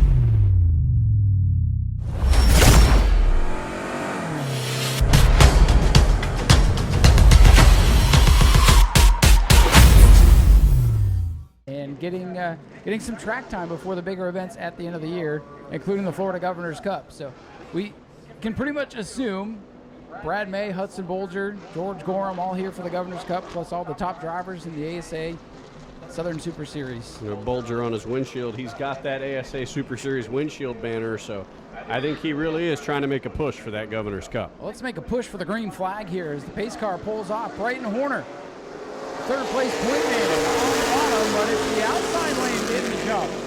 Williams in the 01, he's got a bumper out in front. It's tight off turn number 2 as they go down the back straight away. And he's around. Whoa! He's into the 21 car. Whoa! We got a big jump there by the 17 of Hudson Bolger. That'll bring out the caution. Hudson Bolger's car up into the air as he ramped over the front of the 01. Brighton Horner window net coming down. Thank goodness, because he took a shot to the inside wall. Disaster to start race number 2 for the David Rogers Super Late Models. And this right here, Zach, this is what we talked about. The start of race number 2 with that invert. You just don't know what's going to happen. And wouldn't you know it, George Gorham and Brad May come through unscathed. So the 21 car, big hit by Brighton Horner. Glad to see him drop that window net. That window net down. Boy, and I just feel so bad for Hudson Bolger in the 17. I mean, early in the World Series in February, I think it was lap 1 or 2 in one of the features, and he got stuffed into the outside wall, ending his World Series.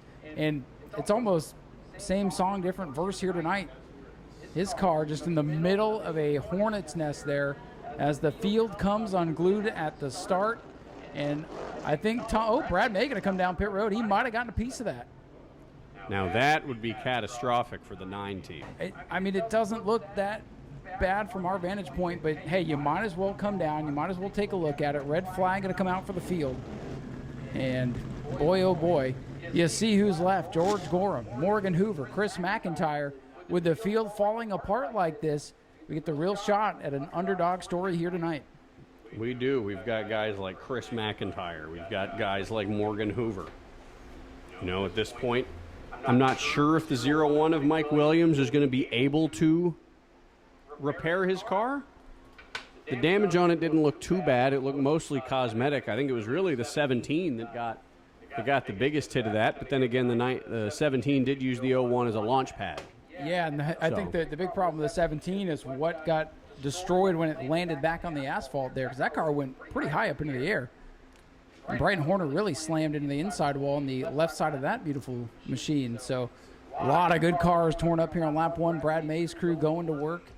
And yes, you can work on the car under the red flag here, so they are okay to do that. My goodness. And with that, George Gorham inherits the lead. Hey, whatever happens with George today, say he's led both races. He can. Well, I hate to see these super late models torn up. As you see, there's not a whole lot of them. And when you get them torn up, it takes a lot to get them back together. And I feel for Hudson Bolger towing down from Georgia to be here tonight. And I mean, literally almost the same thing that happened to him here in February. Very unfortunate to see that.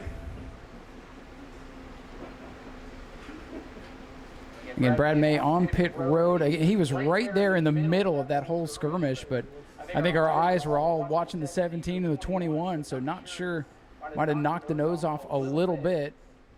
He had such a good car in race number 1 that it may not matter too much, but it could affect the outcome of this second race. So a lot to watch here before we've even gotten a lap complete. And for everybody that did leave early and they only got a couple of cars, well, they just missed what they all probably wanted to see, unfortunately. Safety crew is still working on getting the 21 car and the 17 car off the back straightaway. We are under the red flag. And we'll remind you folks that we are once again off next weekend with the Coke Zero 400 happening pretty much in our backyard. We usually take that weekend off anyway. So we'll be off next weekend. Our New Smyrna Quarter Midget Racing Association will have an event here, I believe in the afternoon on Saturday. So if you're local and want to see some quarter midget racing before you head over to Daytona, we invite you to do so. It is free to watch all quarter midget events down there in the infield. But then we'll be back in 2 weeks for Advanced Auto Parts Family Fun Night. It's a enhanced family fun night with a return to the Southern Sprint Car Shootout Series. The series has not been here for a handful of years.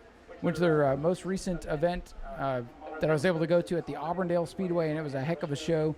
I think Colton Bettis is looking to get out here on the high banks and really turn some heads. Dodge Carlbert was here testing today, had the wing fly off his car as he went for a wild ride in turn number 1. That video is all over social media right now. They've got the hood off of the Brad May machine there, Ryan. That's right. So got to wonder if it knocked any of the cooling stuff out, if it got did it get the radiator? You just don't know as the team diagnoses down there. Again, this is something that could turn this race completely on its head. I mean, we could be talking to Chris McIntyre here on the podium at the end of this thing. We got to see, I didn't see nothing there. Anyways, back to Advanced Auto Parts Family Fun Night. The sprint cars are going to be here, plus the Mod Minis, Bomber A's, Bomber B's, Florida Southern Ground Pounders, and the spectator races as they have the 17 machine up on the hook. Get a Hudson Bolger towed in here, and we'll get a good look at the damage on car 17. That's already not looking good. I'm more worried about what they damaged on the underside of that car. Yeah, I mean, that thing, when it landed, you know that did no good to the bottom of that race car. And you know those teams, they work day and night on the geometries of those race cars to get the most precision out of the setup. So well, the good news is cosmetically I've seen a lot worse. You just got to wonder what's going on under the hood there. I think he's unfortunately going to be done for the day here.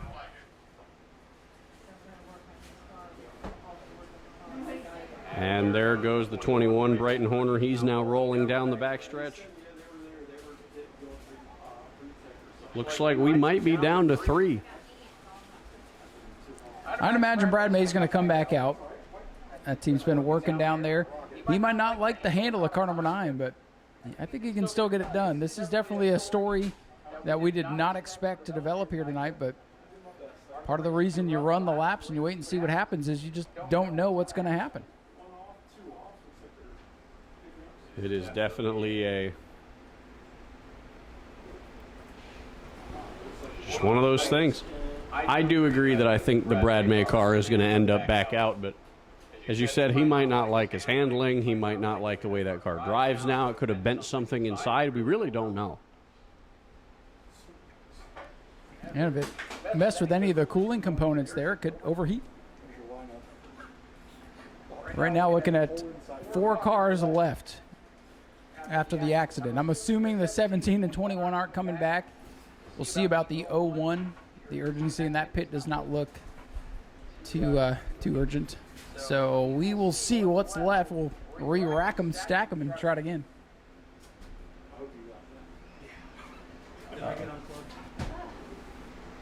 Looks like it's still. It just disconnected somehow. But hopefully it's back. Yeah, I know. That was my exact thought. It's like, well, some people will be clicking.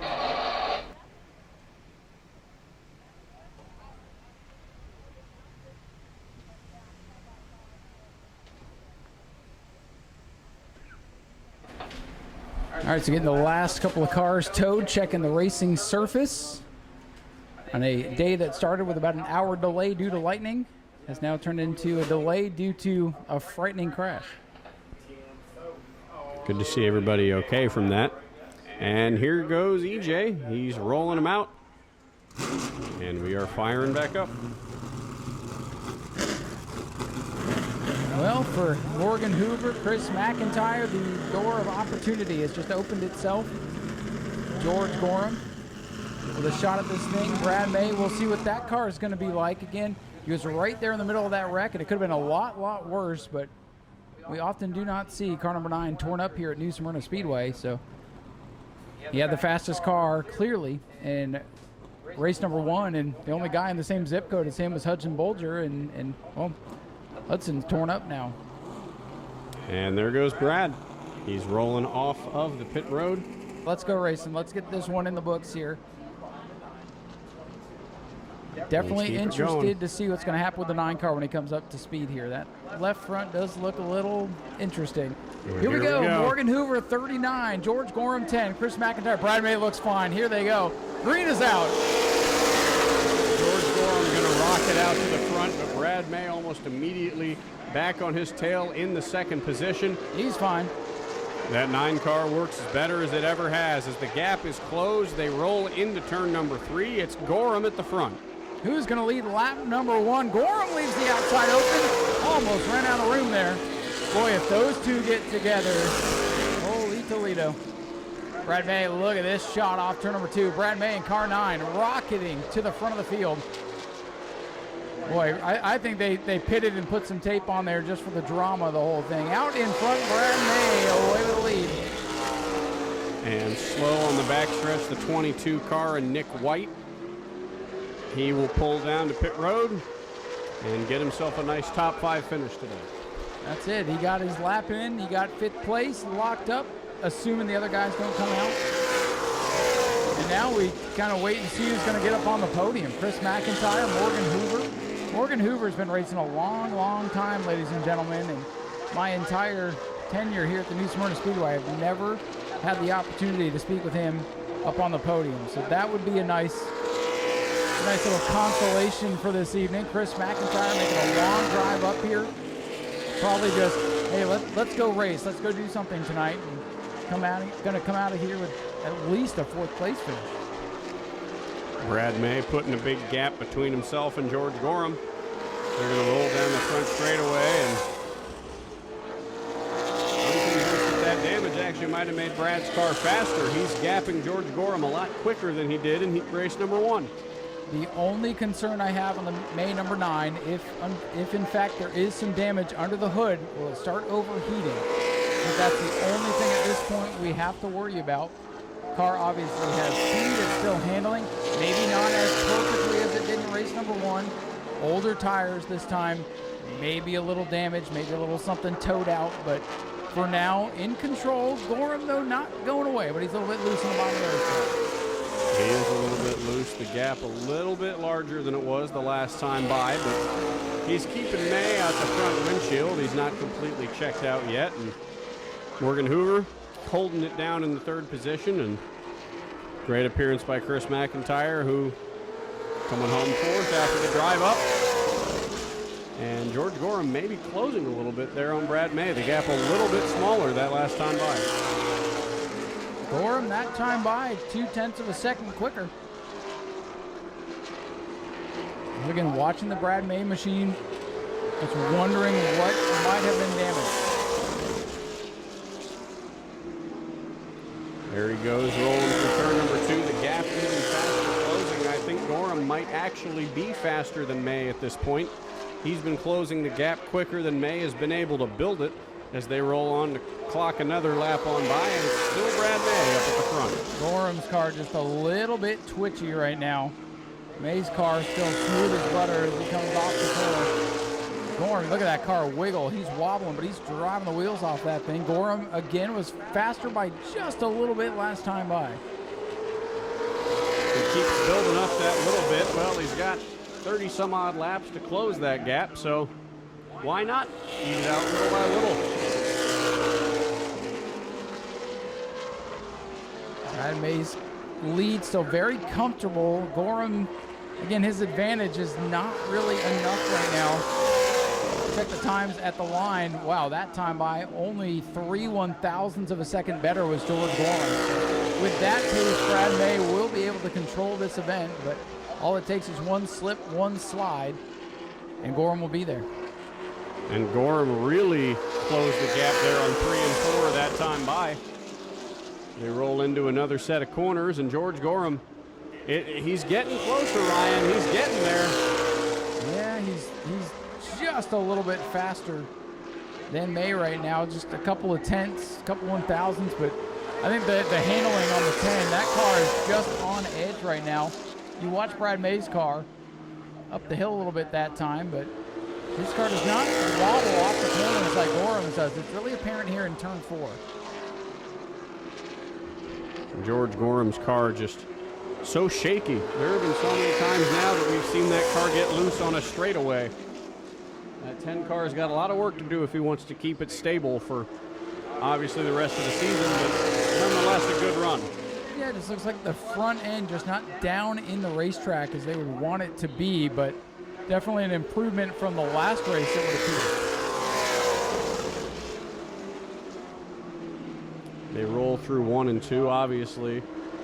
Gorham and May. May honestly appears now to have the faster car as the gap starting to grow again. Gorham was faster by 1/1000th of a second last time. That's how close they are right now. With the separation, Brad May is in control. And the 82 car has blown up on the back straightaway. You've got to be kidding me. Oh, and Brad May, he might have found the water. Brad May has lost the lead now to George Gorham. The track is still green, but there's the yellow, so I think there's definitely stuff on the racetrack. The yellow is out. I think Brad May will hold on to the lead. And just a heartbreaker for Chris McIntyre in the 82. In line to get a really good finish, maybe a podium, but that machine has gone up in smoke in a big way. So I think that settles our podium. I think it does. Unless Nick White wants to come back out for a few laps. Morgan Hoover's number 39, who's going to come home with 3rd place. As they run right now, he would have it on lock.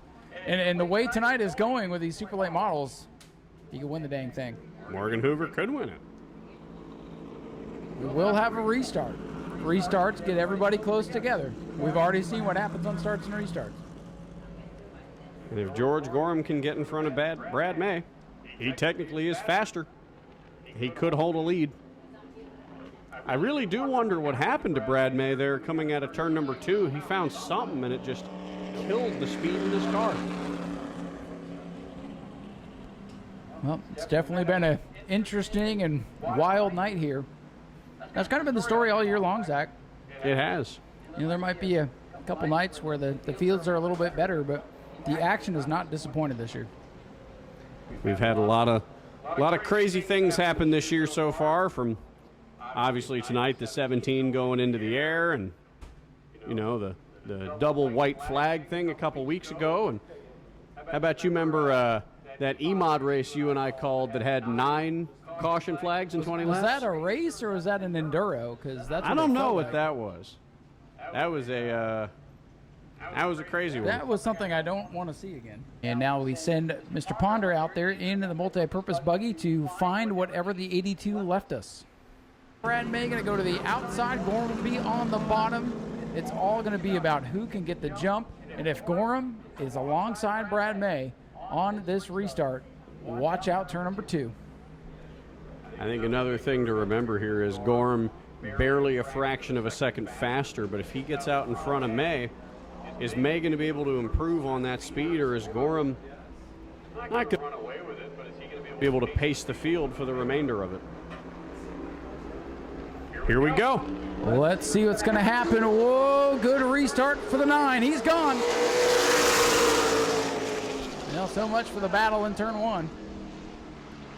Gorham's not too far gone yet. He's still behind him, the gap about a car length. They're going to roll through turn number 3, and Gorham might try to look low, and May is going to come down and block him, but Gorham almost gets to the rear bumper as they come down and log another lap. George Gorham still trying to challenge for the win, and he's gaining on Brad May. Gorham not going away. Got kind of caught off guard. Brad May the master on the restart. Gorham, though, his car is hanging with the 9. This one's not over yet. Rolling down the front stretch, George Gorham in the tire tracks of Brad May, keeping about the same distance the last couple laps. That time by, though, Brad May with a really good lap, an 18.58. Gorham with an 18.77. So maybe Brad May is turning the wake up a little bit. And there you see that 10 car. Look at that nose as it comes off the corner, going back and forth and back and forth. Yeah, I think Brad May maybe saved a little bit in the tank for this run because he is starting to stretch it out. 0.3 of a second faster that time. And George Gorham just so loose there coming on corner exit in turn number 2 and turn number 4. He's just sort of slip sliding all over the place every single time we look at him on the exit of the corner, like right there. Yeah, big sideways. The handle not where George wants it to be. Again, back after blowing a motor in this car last time out. So George thankful that night wasn't a twin night, that's for sure. So George Gorham rolling down the back straightaway, still not able to catch the 9 of Brad May. And Brad swept the season so far in the super lates, and those new red numbers giving a vote of confidence for the 9 team. George Gorham in second. Morgan Hoover just holding down the fort in the 3rd position. Yeah, Morgan's just sitting back there wondering what's going to happen next. I feel pretty good about Brad May's car not having any major issues at this point. I think we would have seen those issues crop up at this point. Now it would really be something major happening, and very rarely do you see car 9 A make a mistake or B have mechanical issues. And I think he's going to continue to pace the field here. Gorham not able to make a run like he was making earlier. The 9 car has just found another gear, and I think he's just plainly faster now. A good spot looking for the Triple Crown here tonight. Set fast time, 1 feature number 1 in control of feature number 2. Laps clicking away here quickly, but things have settled down at this point. 24 laps to go for the David Rogers Super Late Model. Story of the night for me, though, Morgan Hoover in car 39.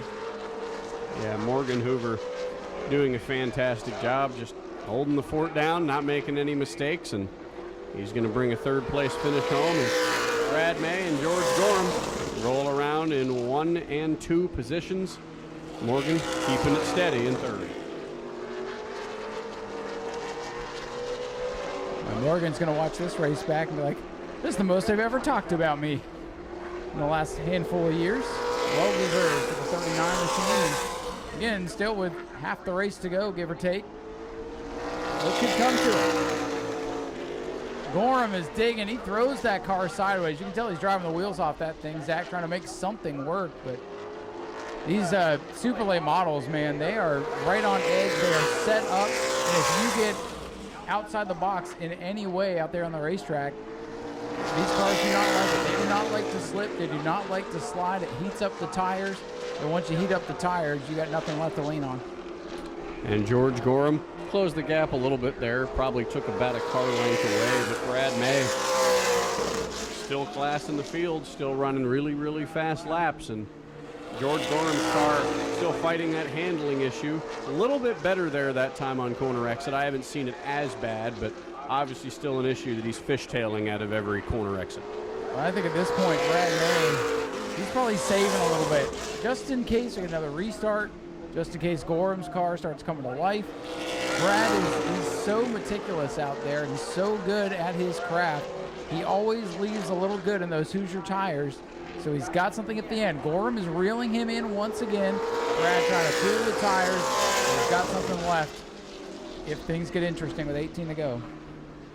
Here comes George Gorham, probably ate another car length off of that lead. He's so very slowly just digging into that, and I think he's starting to overcome those handling issues. Yeah, Gorham was 3/10 quicker last time. Let's check the times of the line. Yeah, Brad May picked it up that time.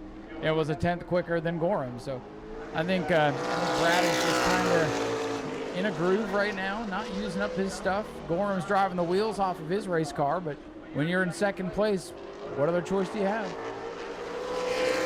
we're going to swing around turns 3 and 4 through 1 and 2. Do you think they catch Morgan Hoover by the end of this one? No, I think Hoover's going to stay on the lead lap. With only 17 laps left, he's only half a track behind. I think it'll be good. I think that's 16. There'll be 15 to go this time for Brad May and car number 9.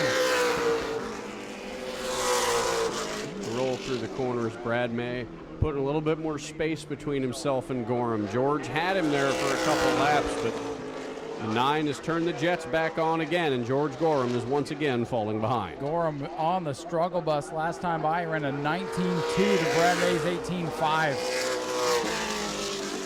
Gorham, yeah, picked it up that time. Brad May, though, backed it up a little bit. I think at this point, Brad May's got this one in hand. As long as that car will stay together, and I don't think they're going to have anything for him. But still, 13 laps to go, and Zach, we've seen a little bit of everything. We have, and George Gorham rolls through 1 and 2.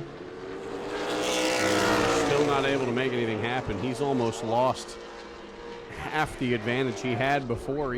Brad May almost 2 full turns ahead of George Gorham. And the handling issues gone, but there's something else wrong with that 10 car. He's dropping fast. Yeah, it might be sounding. Does it sound a little bit different to you when he comes by? You know, I think everybody's starting to lift a little bit earlier. Because at this point, they know they're not really going to go backwards or forwards. Lost brakes. Just got to report George Gorham has lost brakes on car number 10. Gorham has lost the brakes on car number 10. Great reporting from high atop the spotters team. Tough break there for George, so we'll see if he can hang on. He should be able to hang on to second at this point, but the brakes are out on car number 10. So Brad May on cruise control, but still got to wonder, something's happened to the 10. It could happen to the 9. This is true. And we saw Brad May's team working under the hood, back under that red flag. We don't know how long the damage control that they did to that 9 is going to be able to hold on and last. And that could be expiring right about now. There's no way to know. Gorham trying to hang on. Brad May on cruise control. Morgan Hoover probably happy as can be right now. Top 3 cars spread out almost different parts of the track. You've got Brad May in turn 1, Gorham in turn 4, and then you've got Hoover in turn 3. Almost a triangle shape of these cars around the racetrack, almost perfectly. A little mini Pocono going on right now as we settle this one. It'll be 7 laps to go for the 9. Brad May looking to get yet another win on the season. George Gorham is trying to finish this one without any brakes. I mean, I've had, issues with brakes in my truck before, and just trying to drive on a normal highway without any brakes when you're making turns. Oh, no. Morgan Hoover, I think his car's starting to have problems. I heard that. That was almost an immediate sputter out of the 39. I hope he can make it to victory lane. So everybody's had problems in this race, one way, shape, or form. And for now, Brad May is having the least of the problems. 5 to go when the 9 gets back around this time. 5 laps to go for Brad May, George Gorham, and Morgan Hoover. They're going to roll through turn 1 and 2. Brad's going to hit his marks the way he always hits his marks here, and just a fantastic driver. class on the field on why he's dominated this division all season long. As for George Gorham, well, they've got some things to work on when they get back to the shop. They've got the brakes. They've got to fix that handling issue. Well, that team will go to work. They'll get him back out for the next one for sure. And impressive bit of driving to have no brakes and still hang on to the race car. I would have been out of the ballpark if it was me. Brad May, less than 2 miles to go here as he streaks by. A commanding lead, the lead over 5 seconds. Gorham was within a second before the brakes went out. And now Brad May is closing in on Morgan Hoover. Popsicle sticks this time by. 2 laps remain. Brad May looking for a triple crown here tonight. And right now, I think Morgan Hoover's going to do whatever he can to try to stay on the lead lap here with coming to the white flag. And Brad May looking up high. Hoover's going low. He might catch him, Ryan, before they take the checkered flag. White flag is out. And I would imagine Brad May, being the sportsman he is, would probably just back off and let Morgan get a lead lap finish here tonight. Brad May down the back straightaway for the final time. Car number 9 heads into 3, off of corner number 4. Brad May's going to survive and pick up the win for the Triple Crown. And now the checkers are out. George Gorham Jr. in second, and Morgan Hoover comes home with a great third-place effort. Another dominating performance by Brad May in the super late model division. Maybe a wrinkle or two on the left side. A little wrinkle in the nose, but ladies and gentlemen, here he comes. Brad May with the Triple Crown here tonight.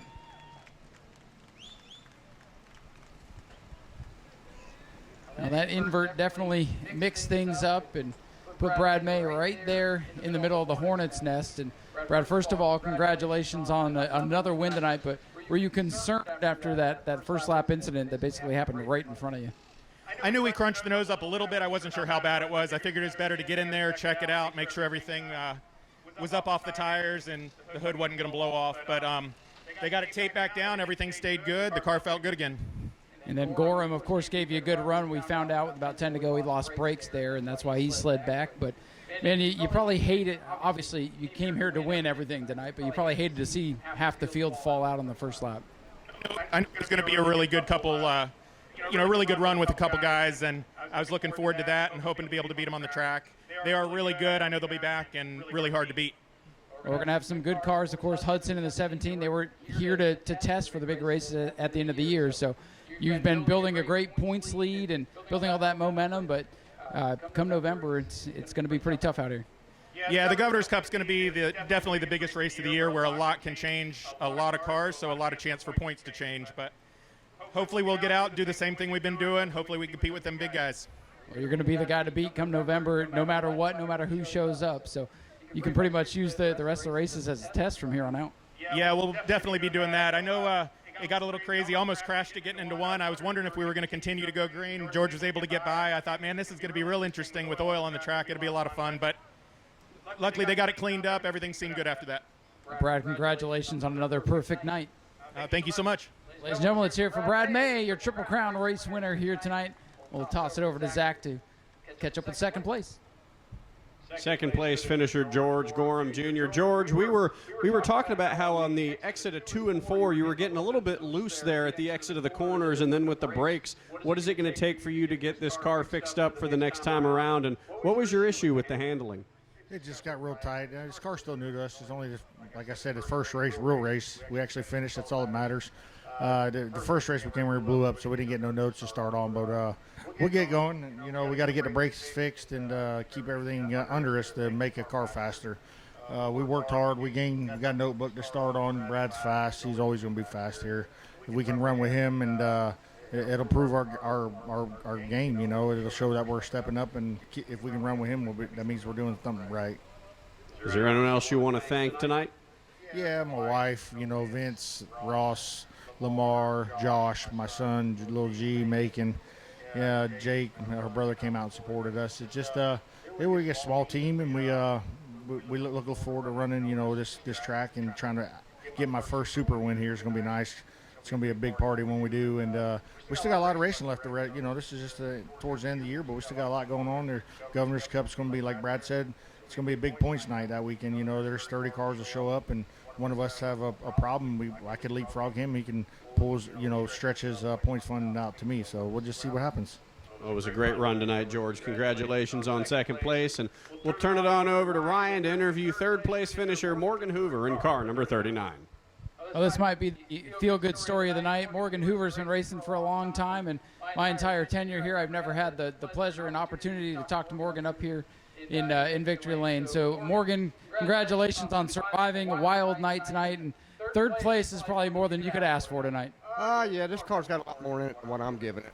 61 years old, so I'm just having fun now. But I was supposed to start on the pole for that, and I said, that's not the right place to be. Let these guys, that's what happened. You could almost sense it was going to happen, and hey, it worked out in your favor tonight. And with some of those other restarts, we were just wondering, maybe something else was going to happen, and you might have got 2 spots better. But third place for you, you're out here to have fun, and I think you had a little bit of fun tonight. I did tonight. The last 10 laps, I run with no brakes. That's why I slowed down. Wait, George ran out of brakes. You ran out of. Everybody had problems tonight. Yeah, brakes are tough here. You got to stay on them. I bet you guys are going so fast and using a lot of brakes. But, man, I'm so glad to see you up here. Congratulations on a great run. Thanks. We'll be back. Anybody you want to thank? My girlfriend for letting me come out and do this. She don't come and watch no more. I make her a nervous wreck. I got to thank Wayne Graham and Tank Tucker. They helped me a lot with this. So, and then my crew. We're all getting old. So I think the youngest crew member is 54. Well, you guys can have a good old party tonight. Yep, we will. Ladies and gentlemen, let's have a big round of applause for Morgan Hoover. Great run for him tonight. Gotta love to see the old veterans getting back up here on the podium. Brad May with a great night. Gorham, no breaks. Morgan, no breaks. Brad survives, and glad to have somebody survive tonight. Thank you to all you guys sticking around to the end of the night. This has been a wild one. Again, we are off next weekend, and we're back at it in 2 weeks with Advanced Auto Parts Family Fun Night featuring the return of the Southern Sprint Car Shootout Series. You will want to be here for that one. $10 to get in. You can't beat that. We'll see you all in 2 weeks. Everybody have a great night. Please get home safe, and we'll see you again at Family Fun Night.